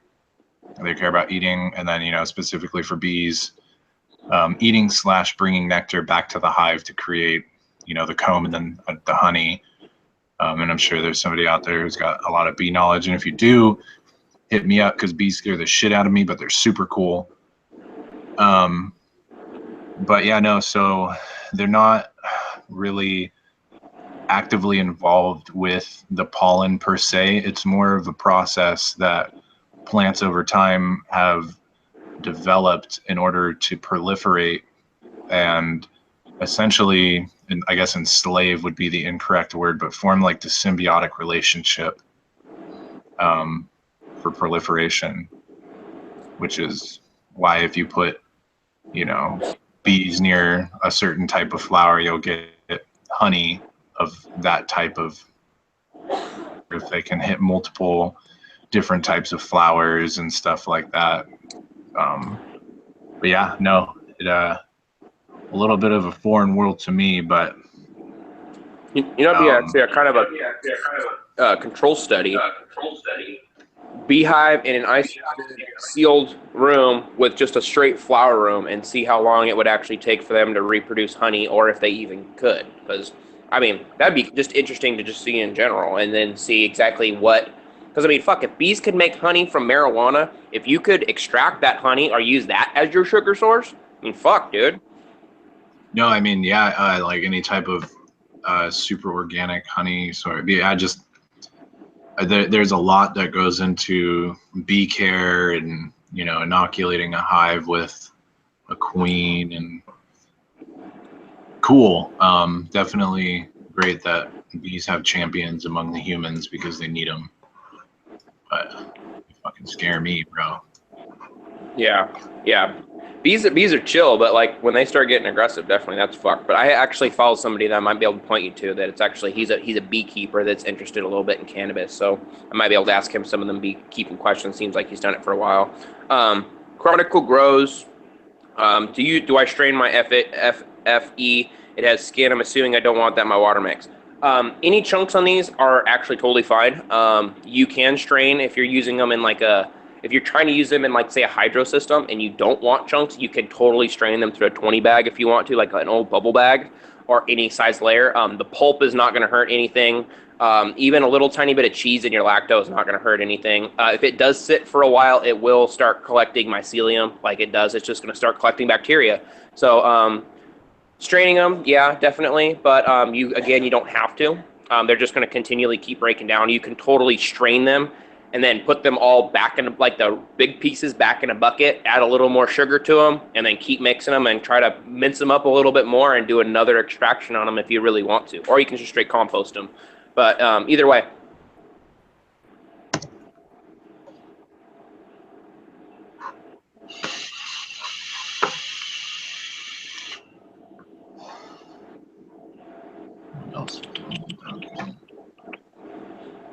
So, oh shit, my mic was muted. God damn it. He was asking, or I'm trying to figure out what he's like saying by skin. So I'm just gonna go and grab my one of my ferments and see what's up. So any kind of fruit skin is 100% fine if it's actually making a layer on top. It's called, he was talking more about like a layer SCOBY. on top. Yeah, it's more But SCOBY. I don't think it's so much that. I think it's just discoloration. Like I'll grab my shit and show, because mine does it too. Yeah, and if your milk turns different colors when you make your lacto lab, like your curdle turns different colors. Apparently that actually happens with different cows. Like, they're fed different things. They don't all come out consistently the same color. But then again, the time of the year makes a difference, the time of temperature, everything else. So don't worry if it comes out yellow or if it comes out super, super white. Either way, it's totally fine. And you're only looking for black bacteria. Bad bacteria is black. Greens, aquas, blues, yellows, pinks, browns, purples, reds, those are all good. Yeah, no, I've had quite a few, and it's honestly, I think it's just a lack of airflow when I was doing my IMO cultures in the Tupperware containers. But it's like that black pin mold and that shit like will grow. It's kind of hard to notice at first, but you know, the next day you'll pull down your IMO culture to take a look at it, and where the day before you had some nice wispy white mycelium, it'll just be completely covered in these black dots. It's black pin mold, and it's a similar type of like the cobweb mold. Yeah, it's actually considered cobweb mold. It's a sign that your fermentation or colonization has actually gone a little bit too far. It's is a bad bacteria, but as long as it's not completely populating your bacteria, it's chill. Here, I'll show you a picture of the black pin mold that I ended up culturing. Like I looked it up, and I stumbled upon allegedly some mushroom forms, allegedly, and apparently it's a pretty big problem with them, the black pin mold. Oh yeah. Honestly, I bet you Lacto will actually probably keep that under control. It's pretty good at keeping bacteria in check. It's pretty strong, so it pretty well tries to dominate anything bad. Yeah, Trichome definitely. That's your top layer. That's your banana ferment, correct? Yeah. So like, I don't know if it will show so much here, but like if you look at the coloration, like on top here versus like once it starts to get mixed. Yeah, because I mixed it like half an hour ago. But like this gets a lot darker on top, and if it wasn't so liquidy, there would be like the fruit floating a little bit more towards the top. And yeah, just I would mix those in and then go and strain that whole thing, and you'd be good, I would think. Yeah, definitely. Even if you've got that layer on top. The way I understand it, because I mean he's saying, nah, it's just the aloe, comfrey, and dandelion on top of liquid layers. So that from how I'm understanding it, it sounds like you're good, man. Just go mix it, strain it. What is that? IMO 2 right there? What's up? And a ferment. Oh, yeah, banana. Sludge. That can be your WP right there, your water soluble potassium. I also like to add the coconut water on top of it too, just for that little extra hit. So can you see my screen share? This is actually like a KNF kashi that I lost. I lost actually all of my KNF kashi to this black pin mold. Are you covering it? I did actually multiple different styles. I did some covered with a lid. I did a few under my clone dome. I did a few with like a paper towel covering, and one I did with a paper towel just dried out. But every other one pulled this black pin mold. So that's odd. Yeah, I don't know if it was from my cultures or I think it was airflow. I think it's just airflow. Was this just straight water, or was this with lacto? No, this is with an IMO. Oh. Actually, no, this is with a BIM. Sorry. Oh, with your BIM? Huh. So it was like it was a full KNF feed mix up with BIM sprayed onto. It's Borealis Dank's method. For like your pre compost tea inoculation activation. No, I was trying to just make like what is the kashi grain? Is it IMO 3? Oh, bokashi. Yeah, essentially. So this is just oat bran with, like I said, just a KNF feed with the BIM solution in there. Only I didn't put like lacto or anything in there, just the BIM solution with, a regular dosed out KNF feed. And then you just kind of spray the bran slowly. And then there's a certain moisture level that you would like, you're supposed to aim for. Not, obviously not too wet and not too dry. But yeah, I know this stuff heats up and it's super active. And it doesn't seem, it seems like there's a learning curve, but it's probably the one ferment that I just haven't gotten down yet. Yeah, with that one, it seems like when you're making bokashi, you actually will inoculate your wheat bran with whatever you want, your IMO or your BIM, and then you actually seal it for like 20 days, and then after that, you dry it out, and then whenever you colonize after that goes nuts. But yeah, that's one thing that's kind of interesting with the experimenting with that is like even if You might even just try adding some of that just straight that oatmeal to the top of your pots. It'll start colonizing like crazy, and it won't actually have that black smell just because it's got life. It's got a lot more life. It sounds maybe like they were maybe just a little bit too moist, or in a place that was maybe just a little too humid, or maybe they just didn't colonize quite as strong as they should have been. Yeah, it's just, I don't have very much like working room to, I have to put all my ferments and stuff. Like I can fucking show you my ferment closet. This is where all my ferments hide. And that's just I love the ferment closet. Oh, there you go. Yeah, mine looks the same. So I mean, like I have like a couple spaces similar in size to that. So it's already hard. It's not like I can just leave them open air. You know what I mean? I fucking know where to put them.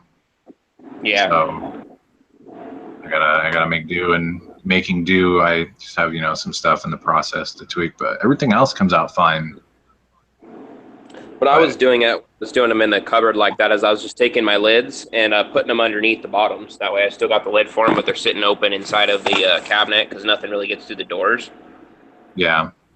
It's just I'm worried about the stagnant air. Just keeping them one-way valve like that's killer. I mean, just keeping them loose so they can breathe, because that's one thing that a lot of people need to understand is you're breeding microbes. You're not storing microbes. You're breeding them, so they are actively eating and off-gassing, so they will create pressure. If you seal your glass container and you forget to burp it, it might just fucking explode.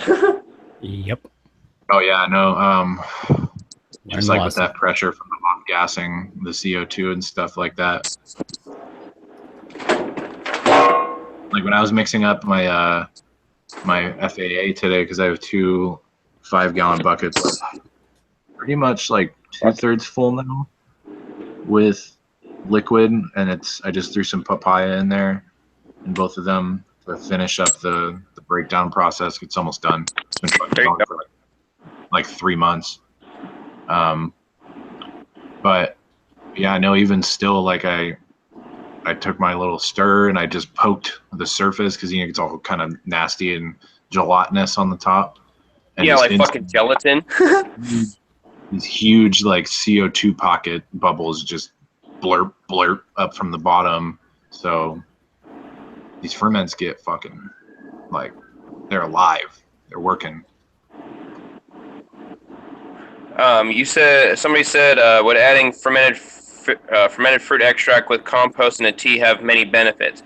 Yeah, definitely. By itself, you're definitely already got your microbes there. If you're brewing them, you're just adding your other food source. It will make up where you're lacking, but then again, you want to make sure all your levels are nice and even, so you don't overfeed on one of your sides.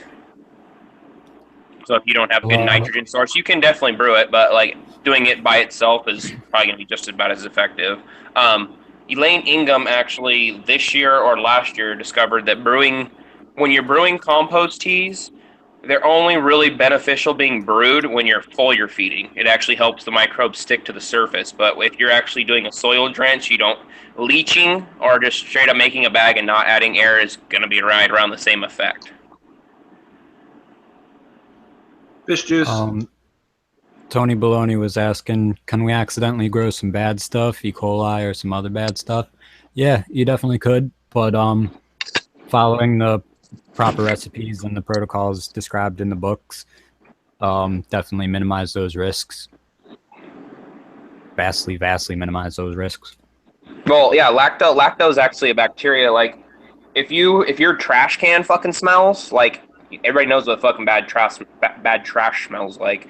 If you add 1 teaspoon a gallon into a jug of water and foliar feed the bottom of your trash can, it'll kill the bad smell making that bacteria. Lacto is just a super strong bacteria that doesn't really allow any other bacteria to really try to grow unless it's going to compete with it.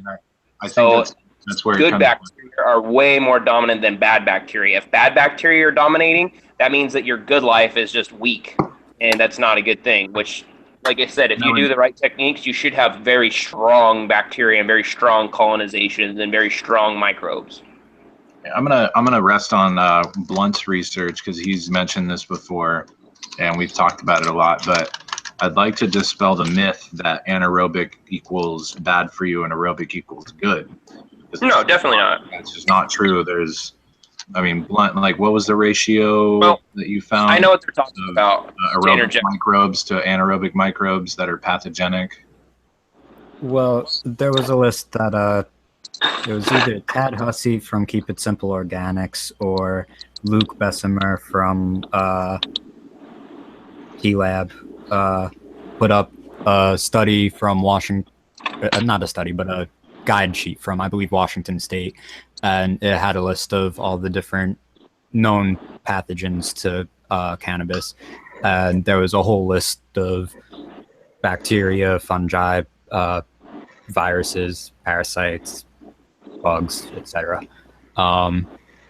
And out of the whole list of bacteria, there was only, I believe, 3 or 4 that were anaerobic, and then there was a whole slew of them that were aerobic. And it was just a remark on the, oh, everybody's all scared of anaerobic, but there's a lot more aerobic that could fuck you up a lot worse. Right, and so I think I know what they're talking about when it comes to that.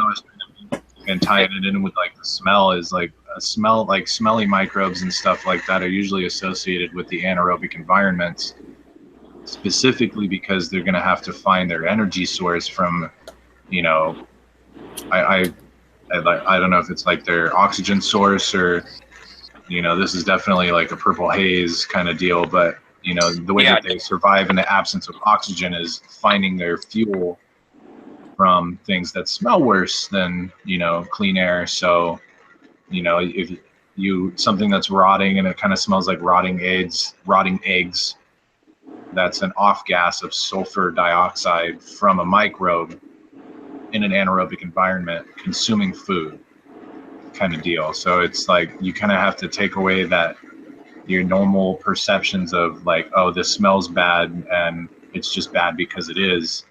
And the way that lactobacillus works is being a facultative anaerobe and preferring an anaerobic environment and having kind of like that stinky sock kind of apple cidery kind of smell. When you spray it onto a food source, it will proliferate, especially in an anaerobic environment, to a greater extent than other anaerobic microbes could, and thus reduces the smell that could be produced from the consumption of that energy. And for example, when I harvest seaweed from the beach and I dry it out on my porch, you know, I got neighbors, try and conceal it as best as possible, but seaweed fucking stinks. Yeah. It smells like low tide when it's drying. So I spray it with a little bit heavy lacto water mix every day and I don't smell it at all. So it definitely has a more use than just feeding to your soil, essentially. Yeah, definitely. Yeah, yeah, for sure. You want to not go crazy with the lacto, but definitely needs to be incorporated. Open fermentation, I honestly feel is going to have definitely a lot less smell, because you're just going to start them all in sugar, and the sugar is going to kind of overcover them. Like even with fish, as long as you're not really fucking with it is in the house, like when you're stirring it up, like kind of, you know, it's going to smell like fish, but it's going to do that anyways, even sealed or not. So, but sealed, they can get real fucking smelly, but definitely it's just different conditions. I feel like when people are talking anaerobicity is bad, they're talking about compost teas. Because yes, your compost tea ran out of air, so it is no longer alive. It is becoming, the bacteria is switching to just bad because there's no fucking air, you know? But when you're dealing with ferments, it's a complete different ball game. Because you're controlling air at certain points, you're giving them just air at certain points, and you're cutting off all fucking air at certain points. And they all have different reactions, different responses. But I honestly prefer one-way valve or open fermentation, even if you're doing. Yeah, no, I'm a really big fan of that one-way valve deal. It just kind of, I feel like you're not going to get a lot of those, you know, wild yeast and lactobacillus, you know, spores and shit floating in the air for that ongoing addition to your fermentation. But Yeah. you know, as long as you put your ingredients in correctly and it's a fermentation or ferment that, you know, is a kind of set it and forget about it kind of deal. You know, they have those, you know, one-way valve chingaderas on Amazon for mason jars. A little pricey for my taste, but Actually, you don't even need that. You with a 5-gallon bucket, one with a seal on it. As soon as it gathers pressure, it off gases, so it actually doesn't need one. And then with a mason jar, if you literally just take the outer ring off or leave it loose, it'll actually lift up just a hair to let air out, but it won't let air in. So that actually works as a one-way valve too for absolutely nothing. But you can make your own. You can order them if you want. I mean, like I said, you can get as crazy with this shit or as lazy with this shit as you want. As long as you're doing it, you're doing good. KDC is in the chat asking what the difference between the two molasses is. I'm not entirely sure what two he's distinguishing between, whether it's high bricks or blackstrap unsulfured. Well, they've or got several other differences. types of I mean, or like, feed grade. Feed grade if is I was also the big difference between the two would be like sulfured versus unsulfured. Well, but, actually, you'd be surprised. It's kind of hard to find blackstrap and not blackstrap, because you can get unsulfured everywhere. In fact, you can get unsulfured at the feed store that you put on cow feed. That's unsulfured blackstrap molasses. It's like $24 for a 5-gallon jug. But if you go buy a 1-gallon jug of the high bricks unsulfured blackstrap molasses from Earth Juice that's specifically made for plants, it's one of the most unrefined sources of molasses. Your tea actually is what shows you the difference. If you start brewing with just straight brown sugar, cane sugar, molasses, high bricks molasses, unsulfured molasses, and sulfured molasses, you see the difference. Like you see the plant's response to it and how your teas actually brew to it. But and the consistency is different. Like I said, one is like a maple syrup consistency, and one's like a really thin maple syrup consistency, which is the high bricks. And they're the same price. But like I said, the other one is feed cattle grade, and the other one's made for plants. But it's what I would like to put out there is that the one that's feed grade, the chances of finding feed grade without additives, whether they're stabilizers, preservatives, whatever, that you probably don't want if you're organic, then I would stay away from the feed grade. But I personally, when I'm doing my ferments, even when I'm doing my activated labs and shit like that, I prefer brown sugar straight through and through. I don't use molasses for anything. I don't even have molasses anymore. I just use yucca for whatever I use because I don't brew teas. But I know that I've seen people who have done tests comparing the earth juice to, I believe it was the build soil, the malted molasses they sell a molasses on build a soil, and I forget what company actually provides that, but I believe that was who they compared to the earth juice, and it was way more microbially active in the that's what's good in brew than the earth juice was. See, and that's even better because, like I said, we did a little experimenting on our own, and we were like, dude, this is definitely the best one so far. But again, with the fermentations, I like just the pure cane sugar. You can get OMRI listed organic cane sugar at Costco, a 10-pound bag for like $15.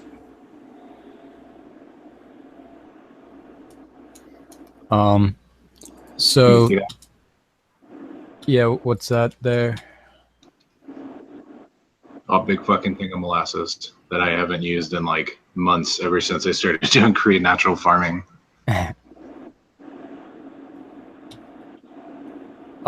So before we get too far off topic and just fielding questions from chat and such, how about we hop back to finishing out the recipes and the ferments? For sure.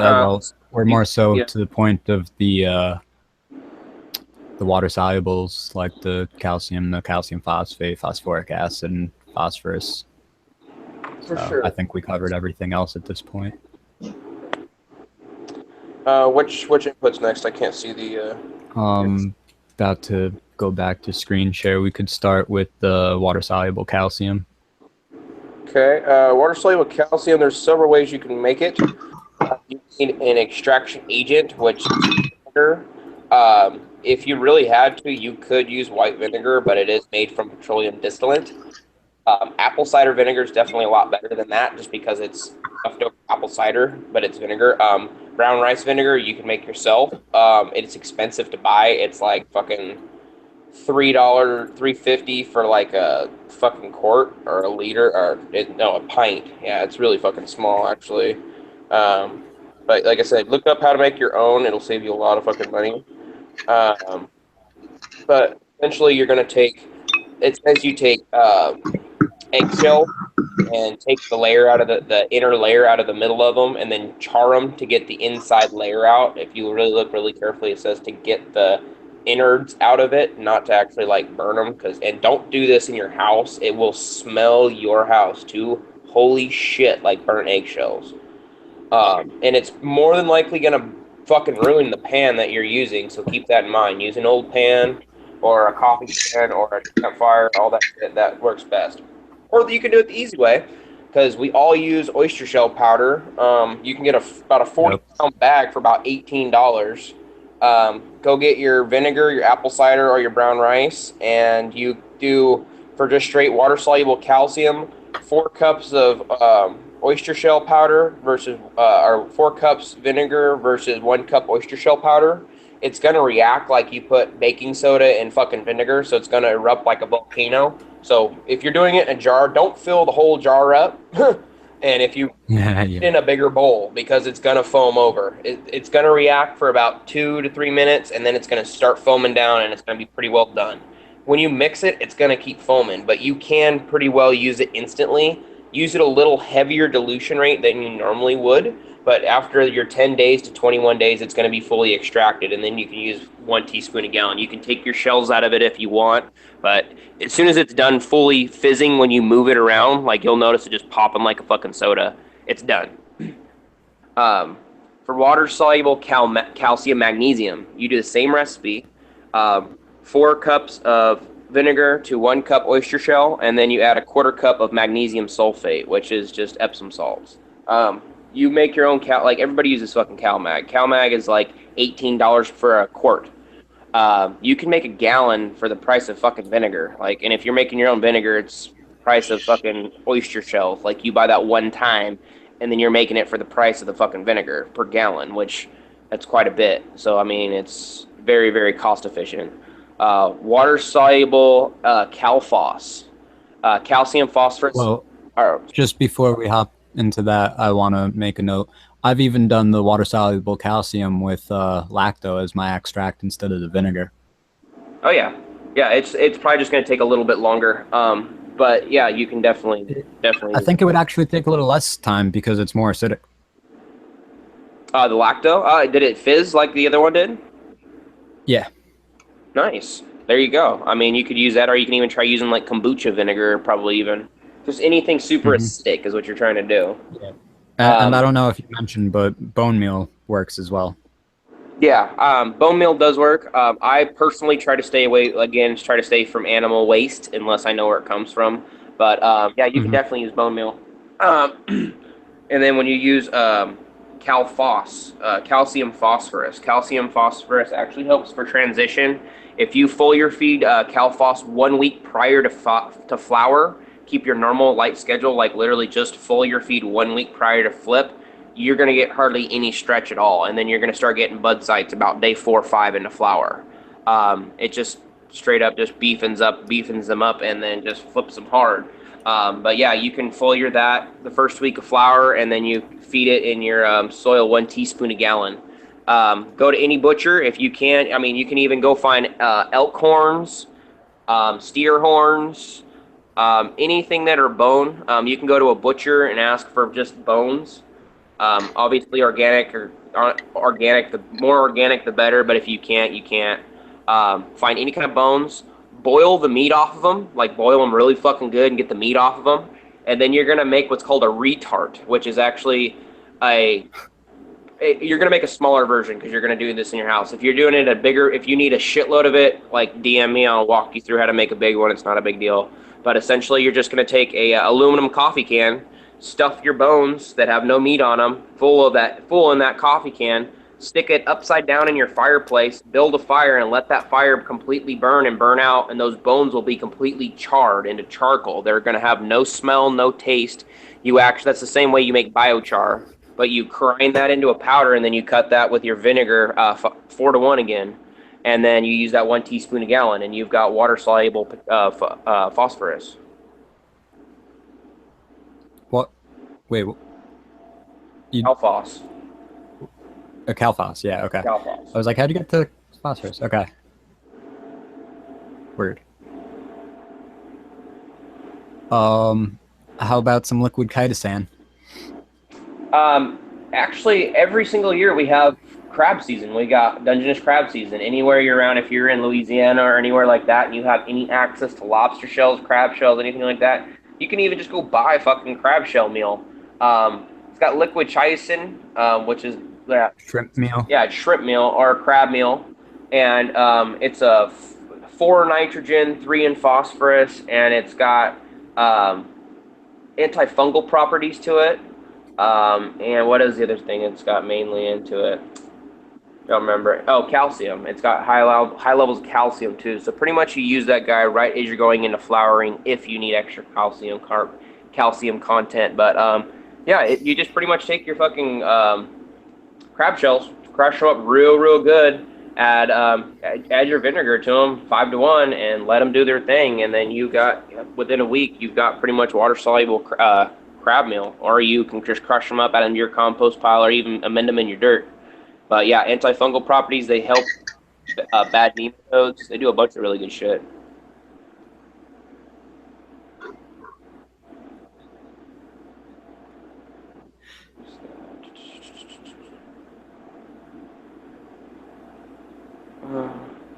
That would leave water-soluble phosphoric acid, it seems. Phosphoric acid. And water-soluble.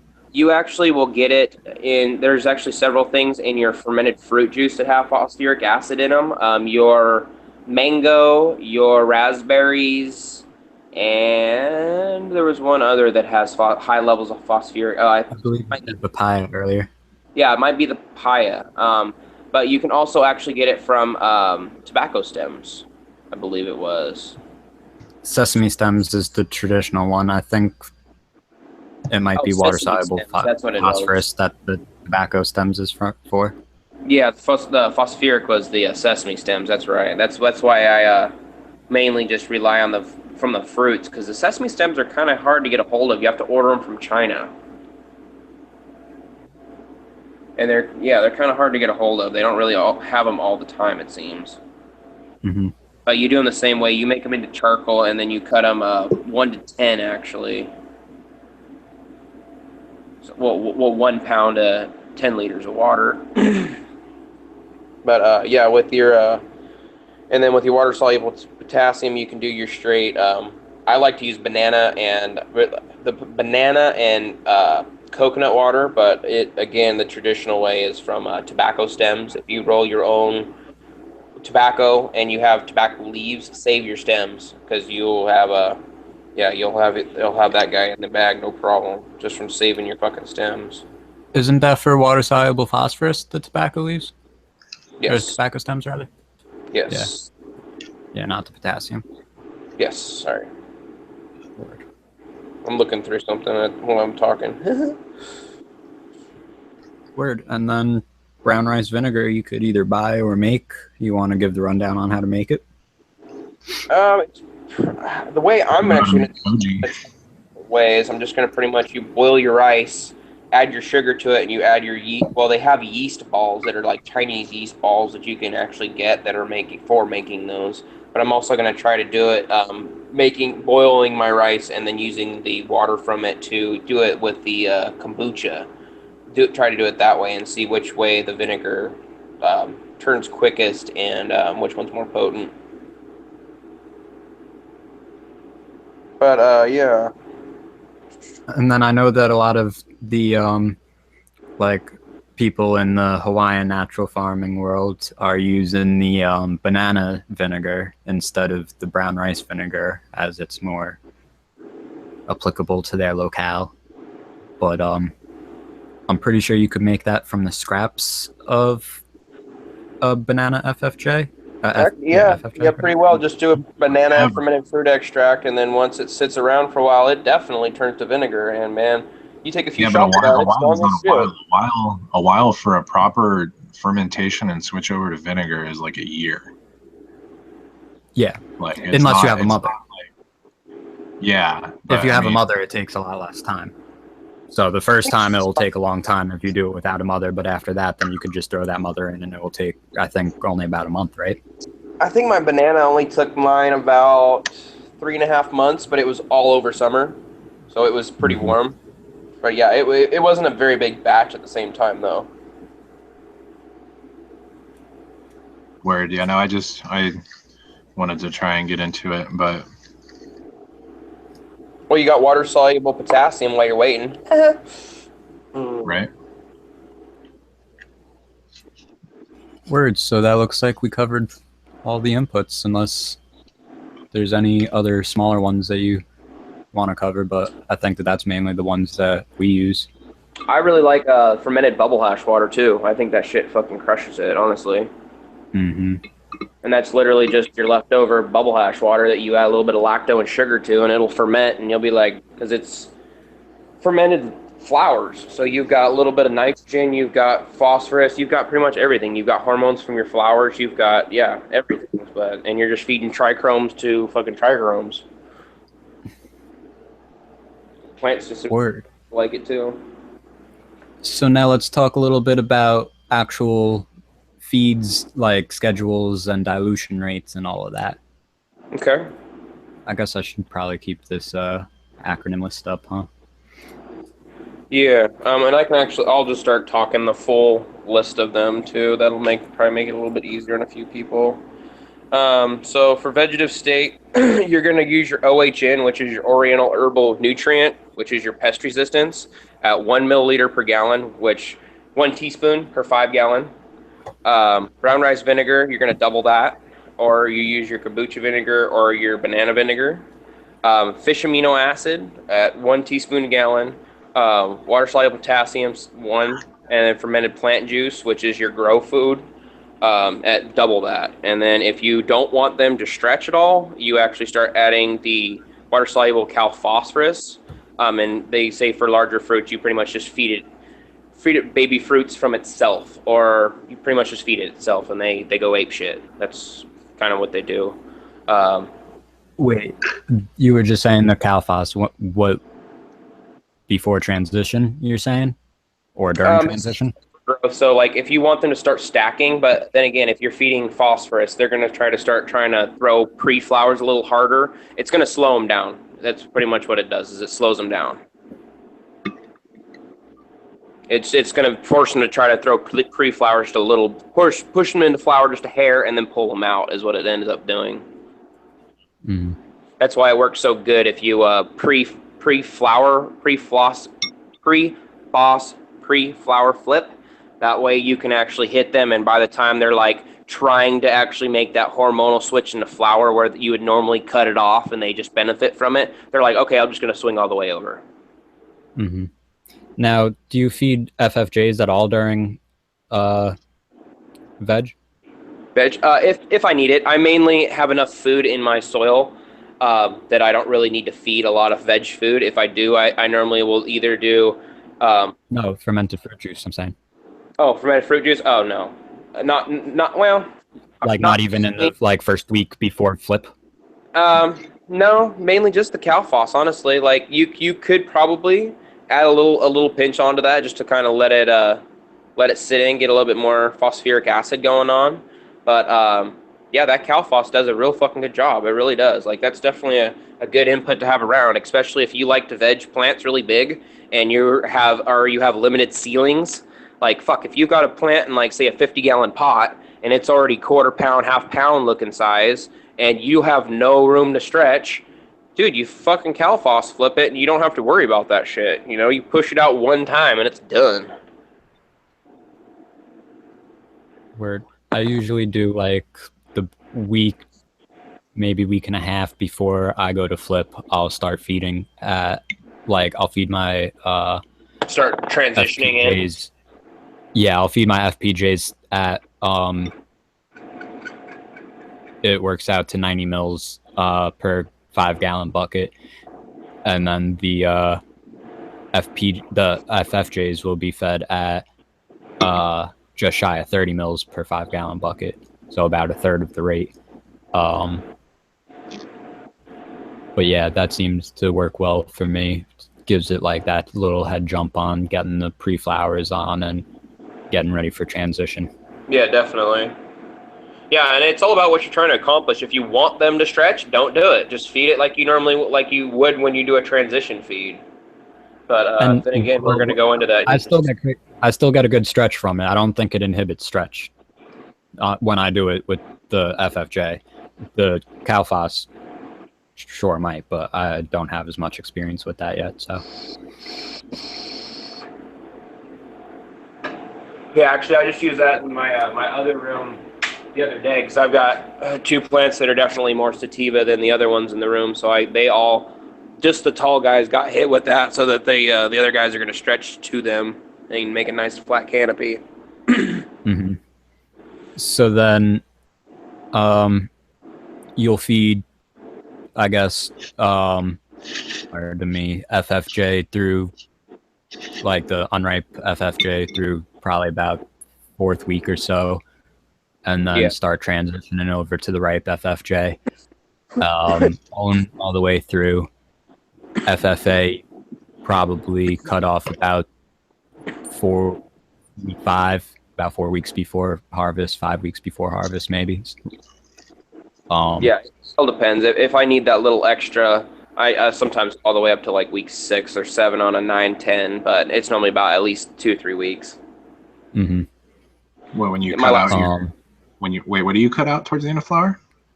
Just the fish. Oh, okay. Fish, IMO or BIM. Yeah, I have a up your enzymatic inputs and shit. my enzymes I kick in like beginning of the very last week just to set up my next run. Yeah.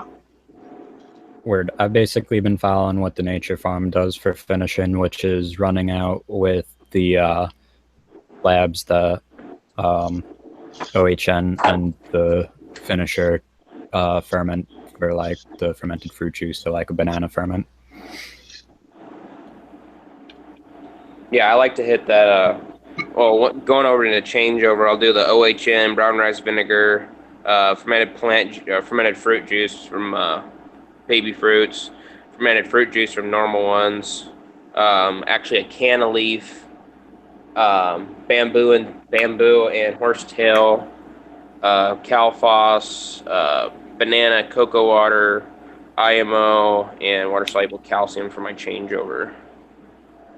And then FFA, high phos if needed.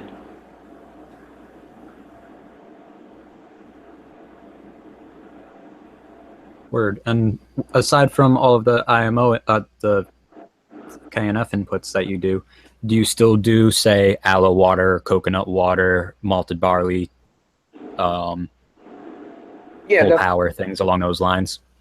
I don't use full power. I just, pretty much just the seed sprouts. I don't have any at this minute, but I normally do rock those. I like the corn and I like the barley and alfalfa. And I like to rock the cocoa and aloe, definitely. I like to switch those on. I like to switch those, but I also like to use my aloe and cocoa and azos for cloning, just in straight cocoa. Works killer. Yeah.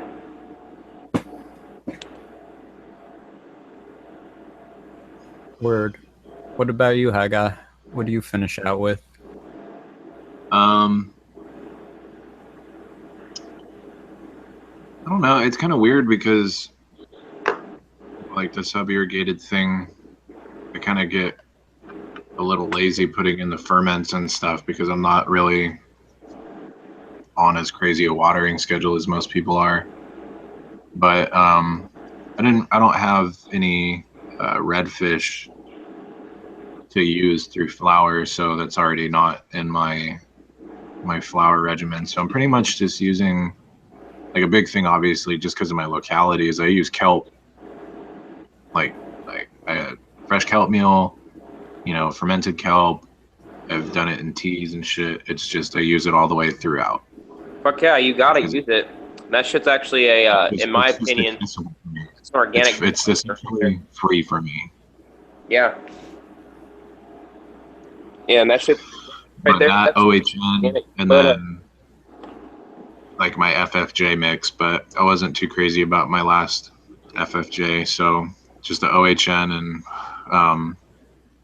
I didn't get into corn sprout teas this last cycle. I think I'm gonna move towards your suggestion, Blunt, with just like malted barley, and then try and get in with like sprouted corn.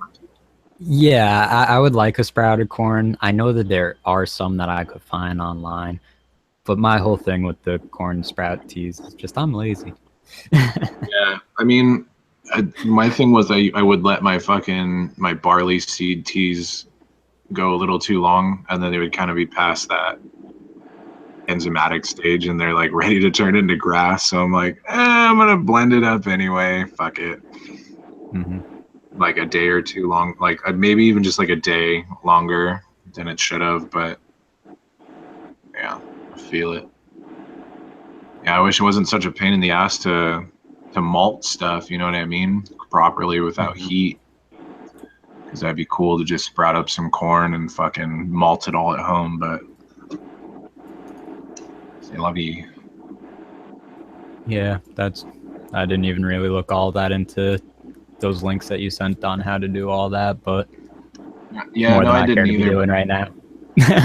Yeah, I could tell that much from what I told. So it was like the basic, malting process, and it was like, oh, the cheap bare bones, like do it in your oven. And I was like, okay, like that's gonna not be good for my purpose. And then it's like, oh, the professional way, like get like this fucking $1,000+ dehydrator. mm-hmm. Yeah. No thanks. Yeah. They want to see my joint. Yes, right? They do. It's like a little.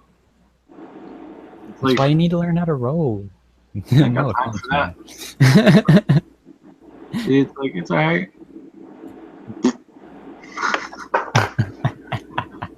Shit. No, honestly, So, I can't smoke. I usually have a lot of trouble smoking joints, and then this is my first, no-till Korean natural farming run, and I just feel like this Blue Widow tastes a lot better rolled up than it does smoking in a bowl. Somebody was asking, was going to buy neem to mix and spray once a week as preventative. Do I have to bud wash if sprayed? You don't spray anything on your buds, buddy.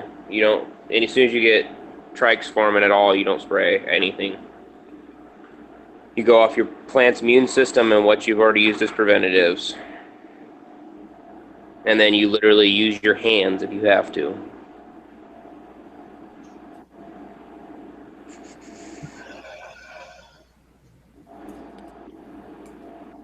yeah, if anybody in chat got any other questions about any of this, start sending them our way. SSDD's asking, what kind of composting are you guys doing, if any? I got a compost pile in my backyard, but it's just a long-term cold compost. Not really putting too much effort into it. I more focus on the ferments. I'm going to get into worm composting now, some vermicompost, and set up a nice little worm bin. So, yeah, I've got a worm bin. Like just got a can of worms thing. But I really want to start bokashi. Yeah, bokashi's pretty sweet. Yeah, I've got I got some of my bokashi, my bokashi bucket trimmings buried, so they'll make some fresh dirt. And then I've got I got two big old seedless, fruitless maple trees in my backyard that put off these giant leaves. So I've got a bunch of those in a pile, and then I mix that with my backyard's got all kinds of shit in it. It's got like comfrey nettles, milkweed, thistle, lots and lots and lots of fucking clover, yarrow, buckwheat, buttercup, all kinds of shit in it. But dandelions, all kinds of stuff. So I've been cutting my grass and mixing that, and then I've had a tree cut a little while ago. So they mulched it completely, the stump all the way down. So I actually had them leave all the wood chips. And so I've been mixing that all 1 to 1 to 1 to 1. But it cold composted over the winter, and I've been adding more nitrogen to it. So it's about ready to start heating up and composting. But it's gonna be pretty good. You're late, Borealis. No, I'm just kidding. What's up? What's up, homie? What's good? Somebody was talking about sulfur being natural. Yeah, actually, the sulfur is in our OHN. That's the garlic has got super high levels of sulfur in it. So that's actually one of the natural anti-pest resistance that we make that's high in sulfur is the garlic. My mic was off. What up, Borealis? How you doing, brother? I'm good. I'm just checking on some plants. Word up.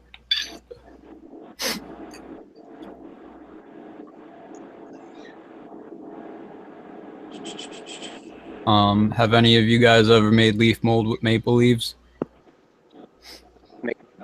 Maple doesn't grow up where I'm at.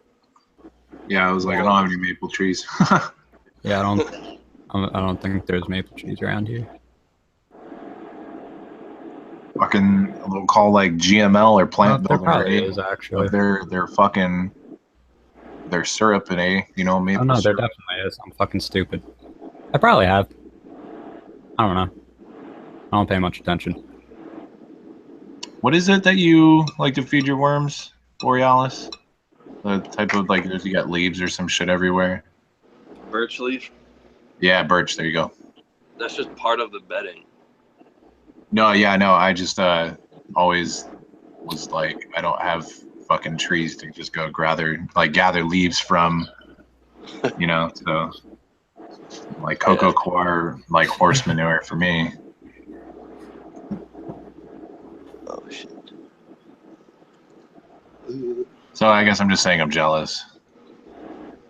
It's okay. Tony Baloney is asking who the new panel member is. So Borealis, would you like to give a little introduction? I don't know what you want me to say. I don't know. Tell us about your Instagram. How's that guard? I just show pictures of my grow. I don't know. Well, how can they find these pictures of your grow? Borealis Tank's a good authority on Korean natural farming and no-till techniques, regardless of what he will say to be humble. Grandmaster. He's got a lot of information on his Instagram, and he's also a member of the Reddit community. So he's out there putting out knowledge, being humble. So if you guys want somewhere to look on Instagram, go ahead and follow him.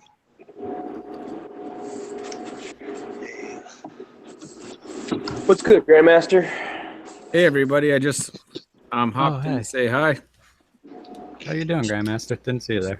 Not too bad. Just had a long day and relaxing now, working on some video editing.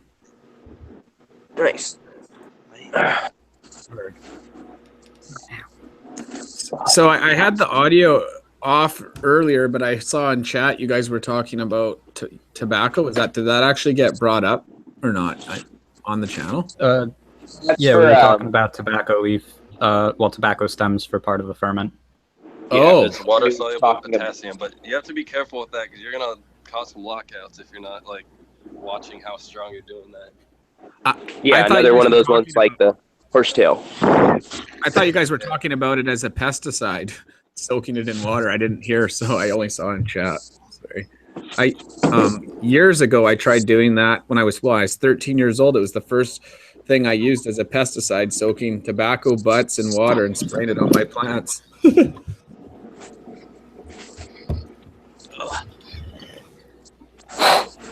Oh man.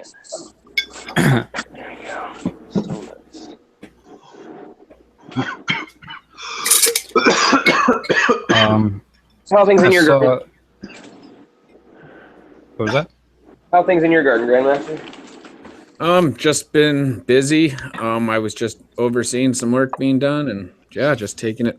It's going really good though. I'm gonna put out an update on. Well, I guess it's today, Wednesday or Thursday. Wednesday. Yeah, so I'm putting out an update tomorrow. Nice. Yeah, it's just keeping busy. For sure. I saw Captain Conbud was asking about mixing garlic ferment with the banana fig ferment for a finishing formula. I personally wouldn't mix them in the jars or in the buckets that you store them in, but mixing them like in the feed for sure. Yeah, why not? I mean, that's another reason why you could just do your OH also. Mm-hmm. But you could definitely keep that separate if you wanted to. Like I said, you could get as picky as you want. That's the sweet part about it, is you're like, you know what? I think I could do. You could straight up write down your buddy's recipe 100% and follow it, and then you can be like, you know, I think it lacked in this part, and then you can try to completely remake that entire section that you wanted to, like, and make your own part of it. That's nice. And you just use what you have. Like, oh fuck, I don't have access to sesame stems. Dude, what else you got? You know, start doing a little bit of research and figure out there might be something you have in your fucking backyard that has it. You know, you never know. Another reason why. How long is my FAA, my fish amino acid, shelf stable for? All the Korean natural farming inputs are good for over a year. As long as they don't smell like sulfur, they're fine. Or as long as they don't grow bad black mold. Like, would it be beneficial to throw it in the fridge, or should I just fucking seal it up good, or what? Do not seal any of your inputs. You can put them in the fridge. Yeah, because they'll, like I said, they're going to keep breeding. But yeah, if you put any of them in your fridge, or like even on just a cold, somewhere cool, nice and cool, life is going to be longer because you're going to slow your microbes down. Cool. Yeah, my fish amino acid, I made that November, and it's still bubbling. Yeah, that's sweet. So yeah, the one I mixed up in November. Blow out a jar. I've blown out a jar with OHN before. Yeah, I saw that picture on your Instagram. Do you remember my blunders when I first started my fish amino acid mix? I was messaging you on Reddit, and I was like, dude, my FAA is like maggots in it, and I didn't blend it up. And you're like, yeah, dude, you fucked up. And I was like, yeah, I know, and it smells bad. It survived. It made it. I brought it back. I threw a lot of pineapple in there and threw some papaya and lactic acid bacteria. We're good now. But it's still not done. Like, there's still a little bit of solids in there. So what I'm wondering is like, should I strain it? Take about a month. Yeah, it was also about 21 days or so. Depending on how strong it is and how fresh your fish was. My fish was extremely fresh and completely whole, though. I'm actually rocking a completely whole right now, too. I just put them in the smaller container to have the liquid eat them up. But, yeah, I'm experimenting with that along with that. But in my experience with that, it always ends up leaving just a little tiny bit left, a little tiny bit of scales left over. Yeah, and I also kind of forgot to mention how much I did. I think it was like 20 pounds of sea bass. Damn. Or like 15 pounds of sea bass. Because I was like, oh yeah, I should make extra, right? Yeah. So did you add the equal amount of sugar to it? Yeah, I actually have more sugar. I had to add more sugar in there than fish weight to get. Did you seal that one or leave that one open? No, they were not like. Nope, they got. Sealed. I had to cover them though to keep flies out. Yeah. And to kill the maggots that were in there, but they were climbing on the sidewalls essentially. Yeah, they had gnat maggots. I feel like you ever kick the bucket and a bunch of the fuckers fly out of it? Well, not anymore because they're all fucking dead. They didn't make it. Dude, you're like, how are you sipping straight fucking alcohol? Yeah, no, I put like another like 2 pounds of sugar in each bucket, and then about half of a pineapple in each, and then put the lid on them over the winter here. So it's just kind of getting warm and cold. I didn't open the lids on them for a month and a half. When I did open it again, it looked like the ferment it was supposed to look like, and all the maggots were shriveled up on the side wall and dead, and it didn't smell like death anymore. It smelled like decomposing, like, I don't know. It smells, I don't know how to describe it. Like sweet fish? Yeah, stinky sweet fish. Kind of vinegary. Yeah, and it's weird. I feel like the bugs aren't actually the worst thing in the absolute world, especially because I mean they're just kind of protein. I was about to throw it away because I was tripping on it. I was like, "Fuck, man, I don't want to use this if this is going to be disgusting." And then I thought about it, and like you said, they're just another energy source. The worst thing about them would be, I mean, it is just attracting life. I mean, it's not exactly the best life in the world, but when they stop eating like it, the you know, they don't want it content anymore. that they have on their bodies, like any kind of normal pathogens that they would carry or whatever. Yeah, But and I feel like it, you've got lacto present, so I mean, it's going to try to kill any bad pathogens. I mean, you'd know, from the smell, you would know right away if it was bad or not. Like if it's smelling like somewhat good, yeah, I mean, the ingredients you put in it might not be the absolute best quality in the world, but it's still probably going to end up doing its job in the end. You might not want to use it on certain things if you have a bad reaction, but at the same time, it might just add some extra beneficials to it. Because obviously it was attracting life, but it wasn't the best life in the world. No, yeah, I'm gonna go and like just pick up like actually like pay the money because I got all that fish for free from like a fish restaurant. Fuck yeah. But I'll just like go pick up like salmon fish heads and like mackerel fish heads or whatever. Just do a little research on it. Yeah, if you go in, actually order most. And just make much smaller batches because I'm gonna have like 7 gallons of fish amino acid after this. Yeah, if you go to any butcher or any pretty much any store that sells fish, if you have them order it, it only takes a day to come in, and most fish only like $2.50 a pound. I just wait until summer, then I get free fresh fish. Yeah, we're all jealous. Yeah. Being in Alaska, that must be nice. All the fish right there.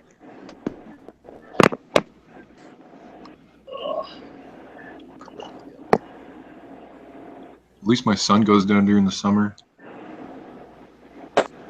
Yeah. That was my attempt. That was my attempt at a burn.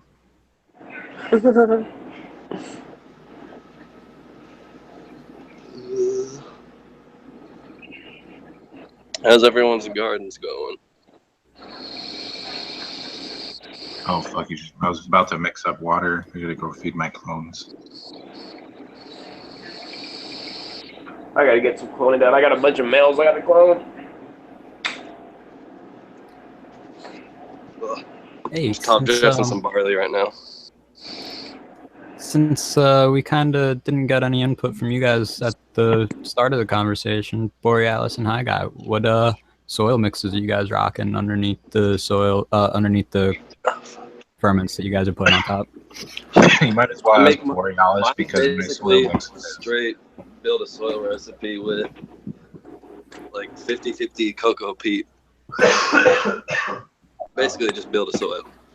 Okay, so that's not entirely true. By build a soil, you mean Coots mix? Yeah. Or a different mix of that? The build a soil Coots mix. Ollie Mountain compost, like it's literally like the shit straight off of build a soil, but it's all mostly local stuff I could get.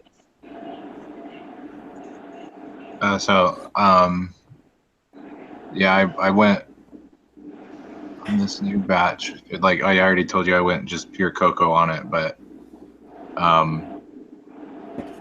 Fuck, man, I'm high. No, I added a different kind of biochar this time. I'm trying to think of what the fuck I was gonna say. Holy shit, I can't remember. Yeah, I use soil. Oh no, yeah, compost. I'm sorry, Malibu. Use Malibu compost. Yes, because I that's use what I had in the Malibu. shop. I use Ollie Mountain. That's my favorite. So hold on, Ollie Mountain. When Ollie you get it Mountain up is there, the best. does it have a lot of like compost I've wood seen in my it? life. What?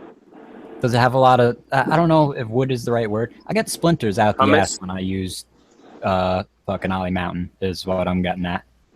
Probably a lot of Ollie Mountain hummus. is the best.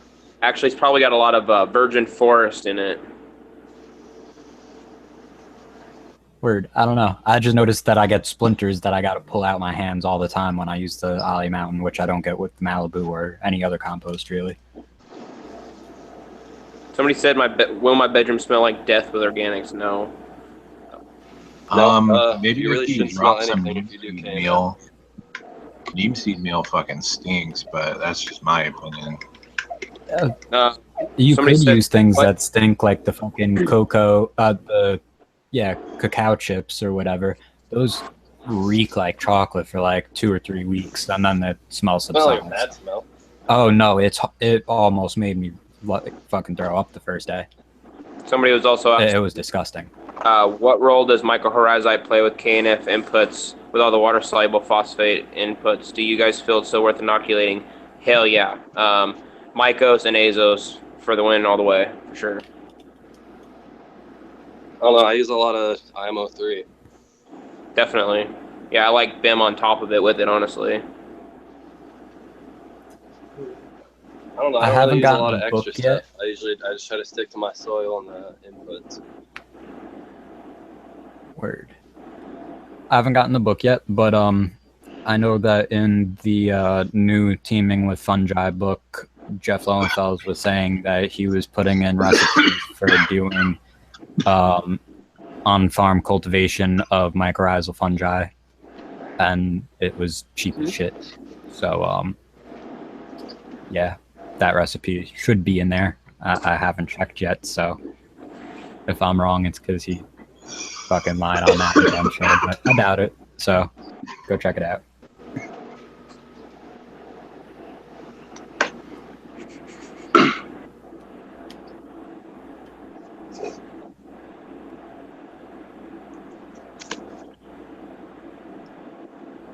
Ow.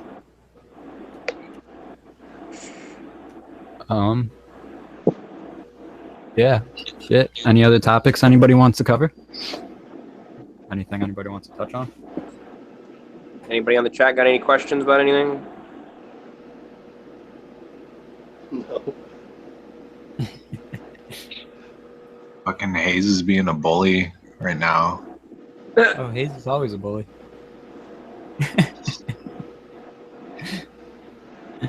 Yeah. Too much can't affect the soil pH because they're all pH 3 inputs. So when you start adding one, it starts, at 1 teaspoon a gallon, they start going lower and lower and lower. So it's not a bad idea to kind of keep an eye on it. But then again, a healthy soil system will buffer itself.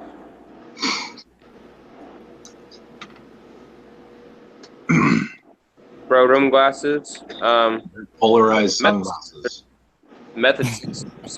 I got Method 7 LED ones from my LED.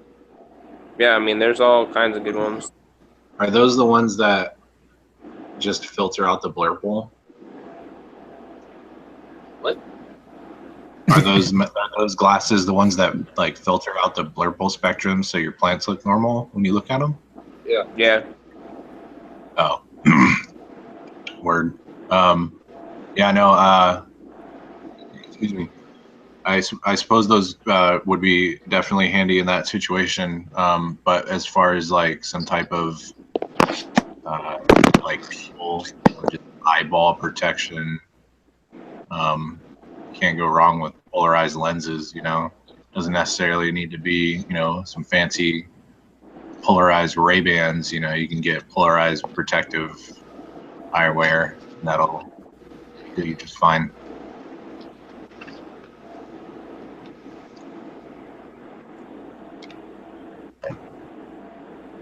Hope that answered the question.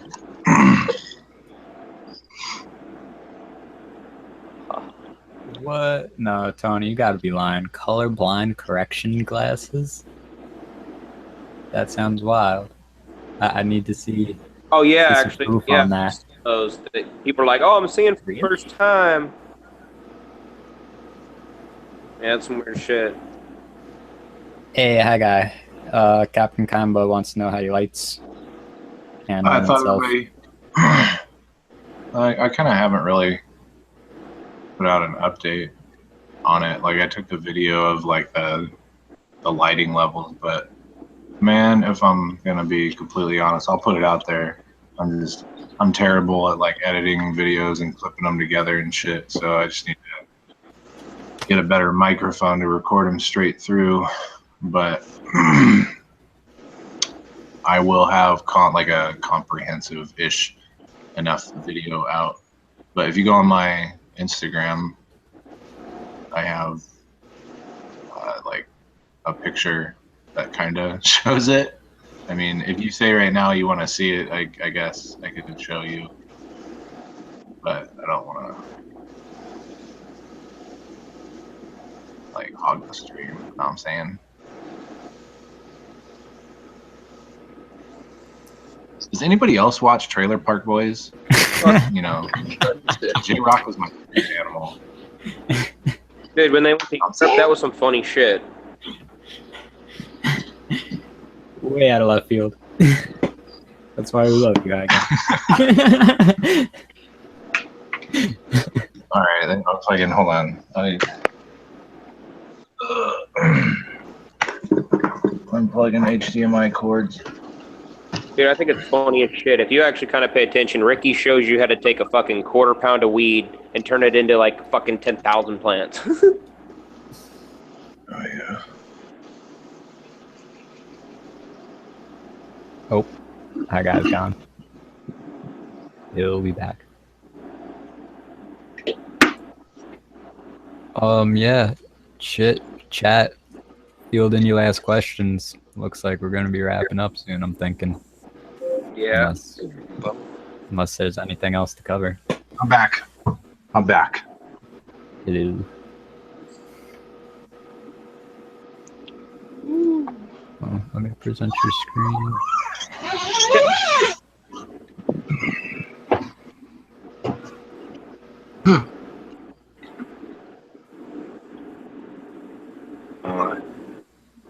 Yeah, is the fan, are the fans really loud or anything like that?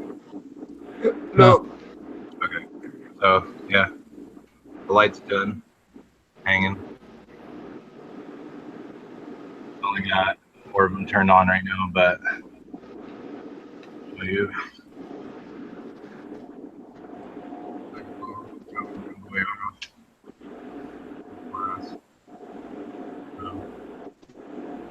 Although the power.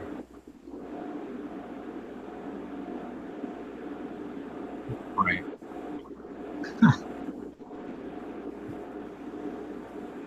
11 cogs. Yeah, they're not good. All the fans are spinning. Everything works. So, baby. That one's dying.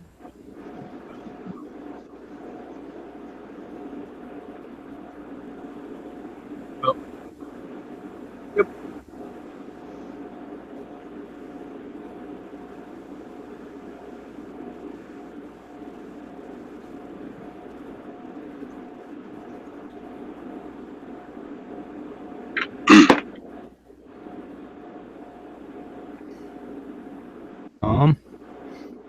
So yeah.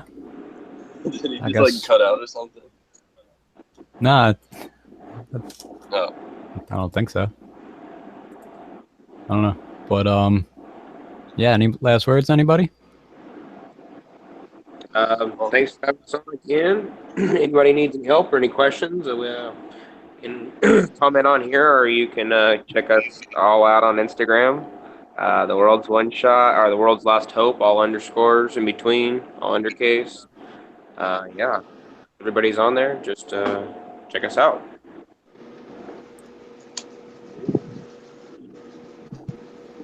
Word, Borealis, you want to throw out everybody where your Instagram's at? Same as That's everything. It's just the same name that's in this Borealis Bank. Yeah, you can ask a question if you want to ask a question real quick. And yes, you use liquor if it's over 30. If over 90 days you had over 40 proof liquor to make it last over a year. Sorry, what?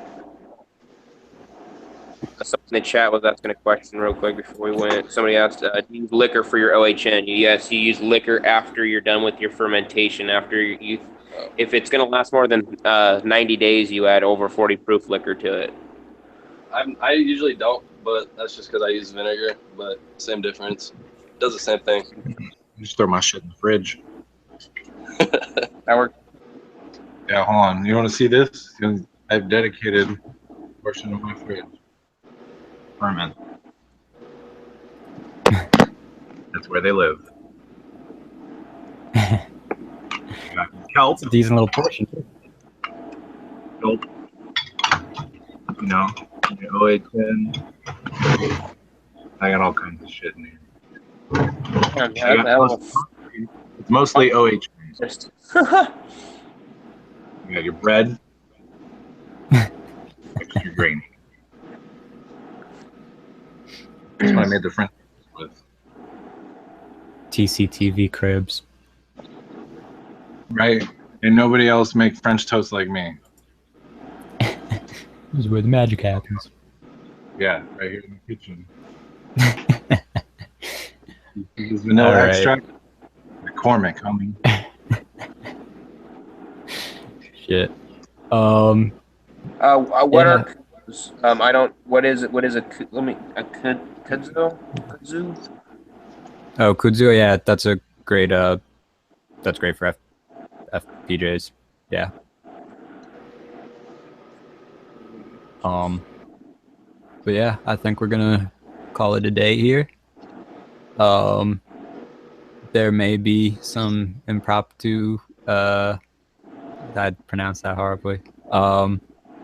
Streams coming up during the week before Saturday. I have no idea. But yeah, if not, then catch us Saturday. Same place, 11 p.m. Eastern time. We got to do a music stream. Yeah, I'll probably do one at some point, maybe before the GrowTube, but I think the GML is doing his stream then, so maybe after GrowTube. I don't know. Got to see when I'm awake and around. Yeah, I think GML's stream starts at 5. Actually, I might not even be around Saturday. I might be up in Rhode Island at the Gene Traders show or whatever. I think that's Sunday, but I might go up Saturday night. I don't know. I got to see.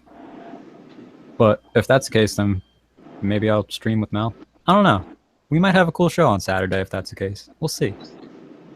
I got I think we had a plan for Saturday already. I just don't remember it. So, yeah, teaser. Come check it. That's that. Yeah. Be easy, everybody. Peace. Peace.